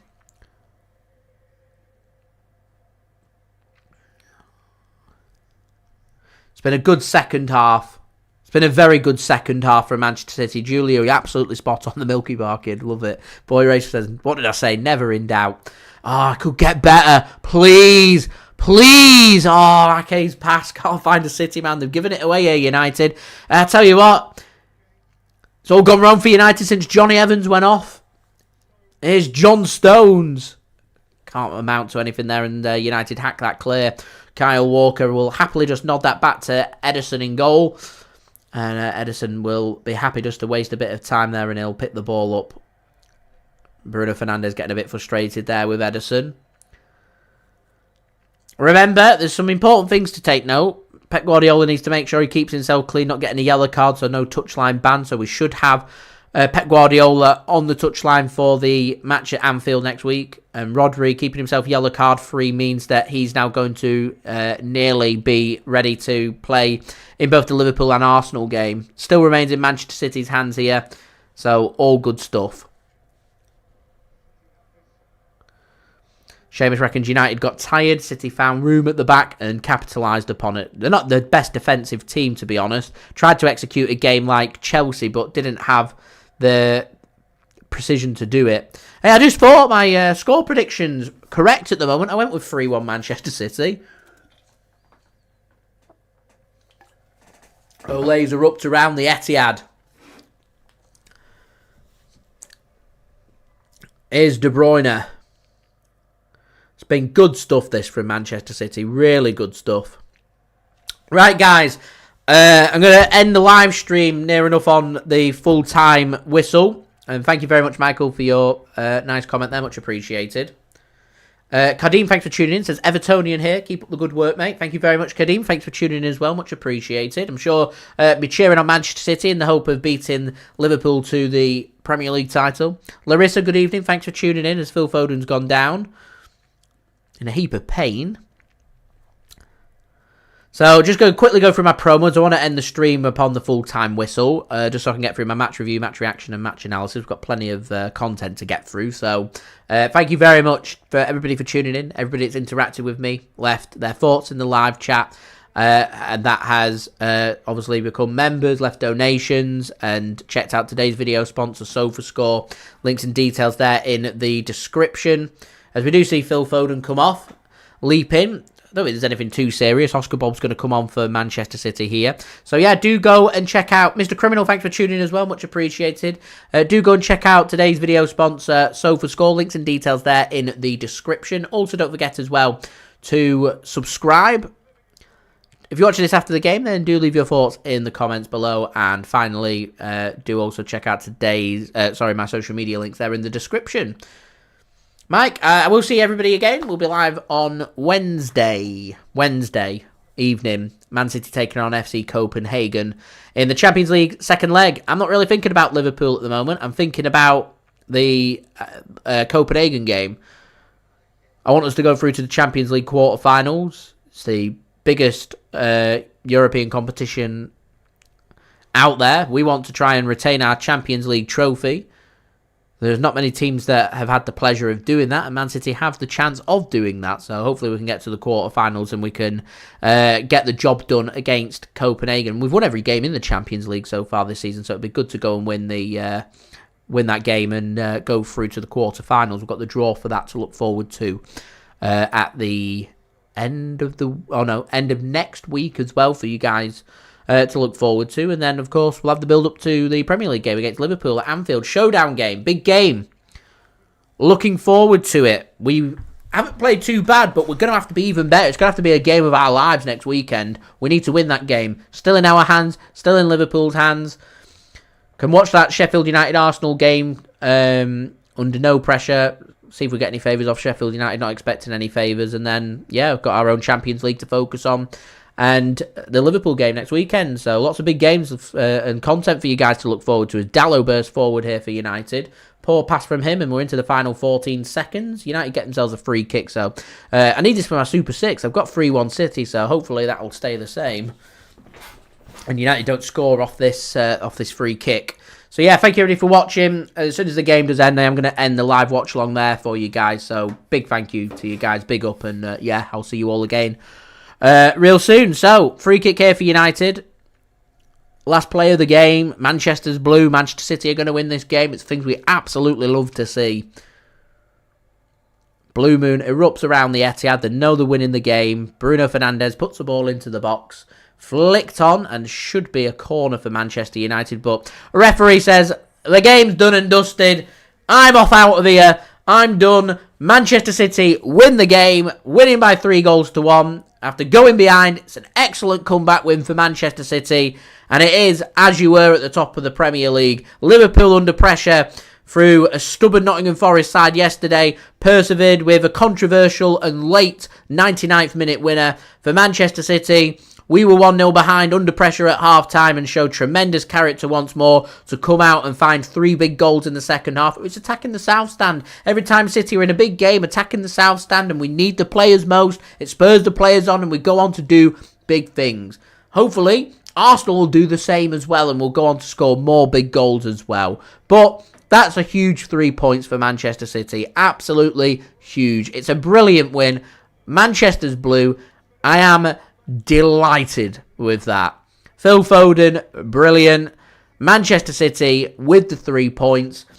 statistics in terms of today's video sponsor, SofaScore, free app to download. Go and check them out. We're much appreciated. City meeting their expected goal rate of 3.32. United's expected goals from this game, 0.22. Apart from that cracker from Rashford, didn't do anything. Didn't even look like scoring. 74% possession for City, 26% for United. United with 3 shots, just 1 on target in the whole game, and that was that goal from Marcus Rashford for City. 27 shots, 8 on target. City very clinical in that second half, and it was just what the doctor ordered. 15 corners for City, 2 for Manchester United. No offsides for City, 1 for Manchester United.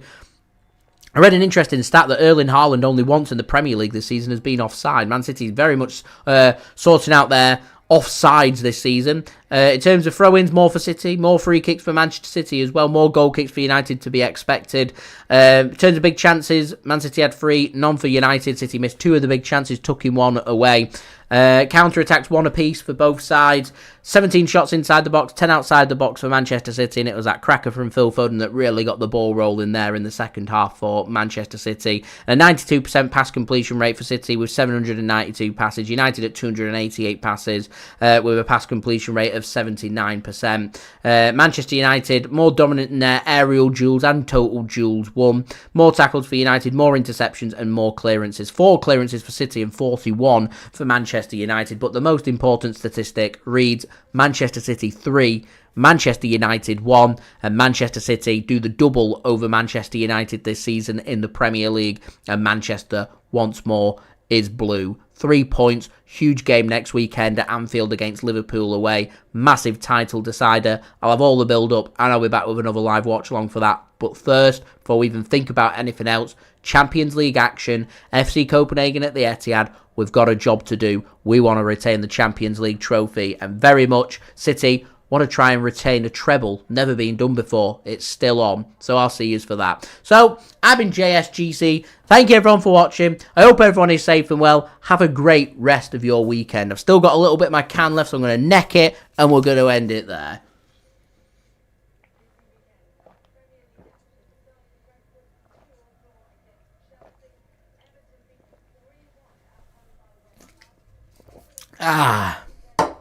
Tastes like 3 points. Tastes like Derby Day victory. Thanks for watching. Peace. Ciao for now.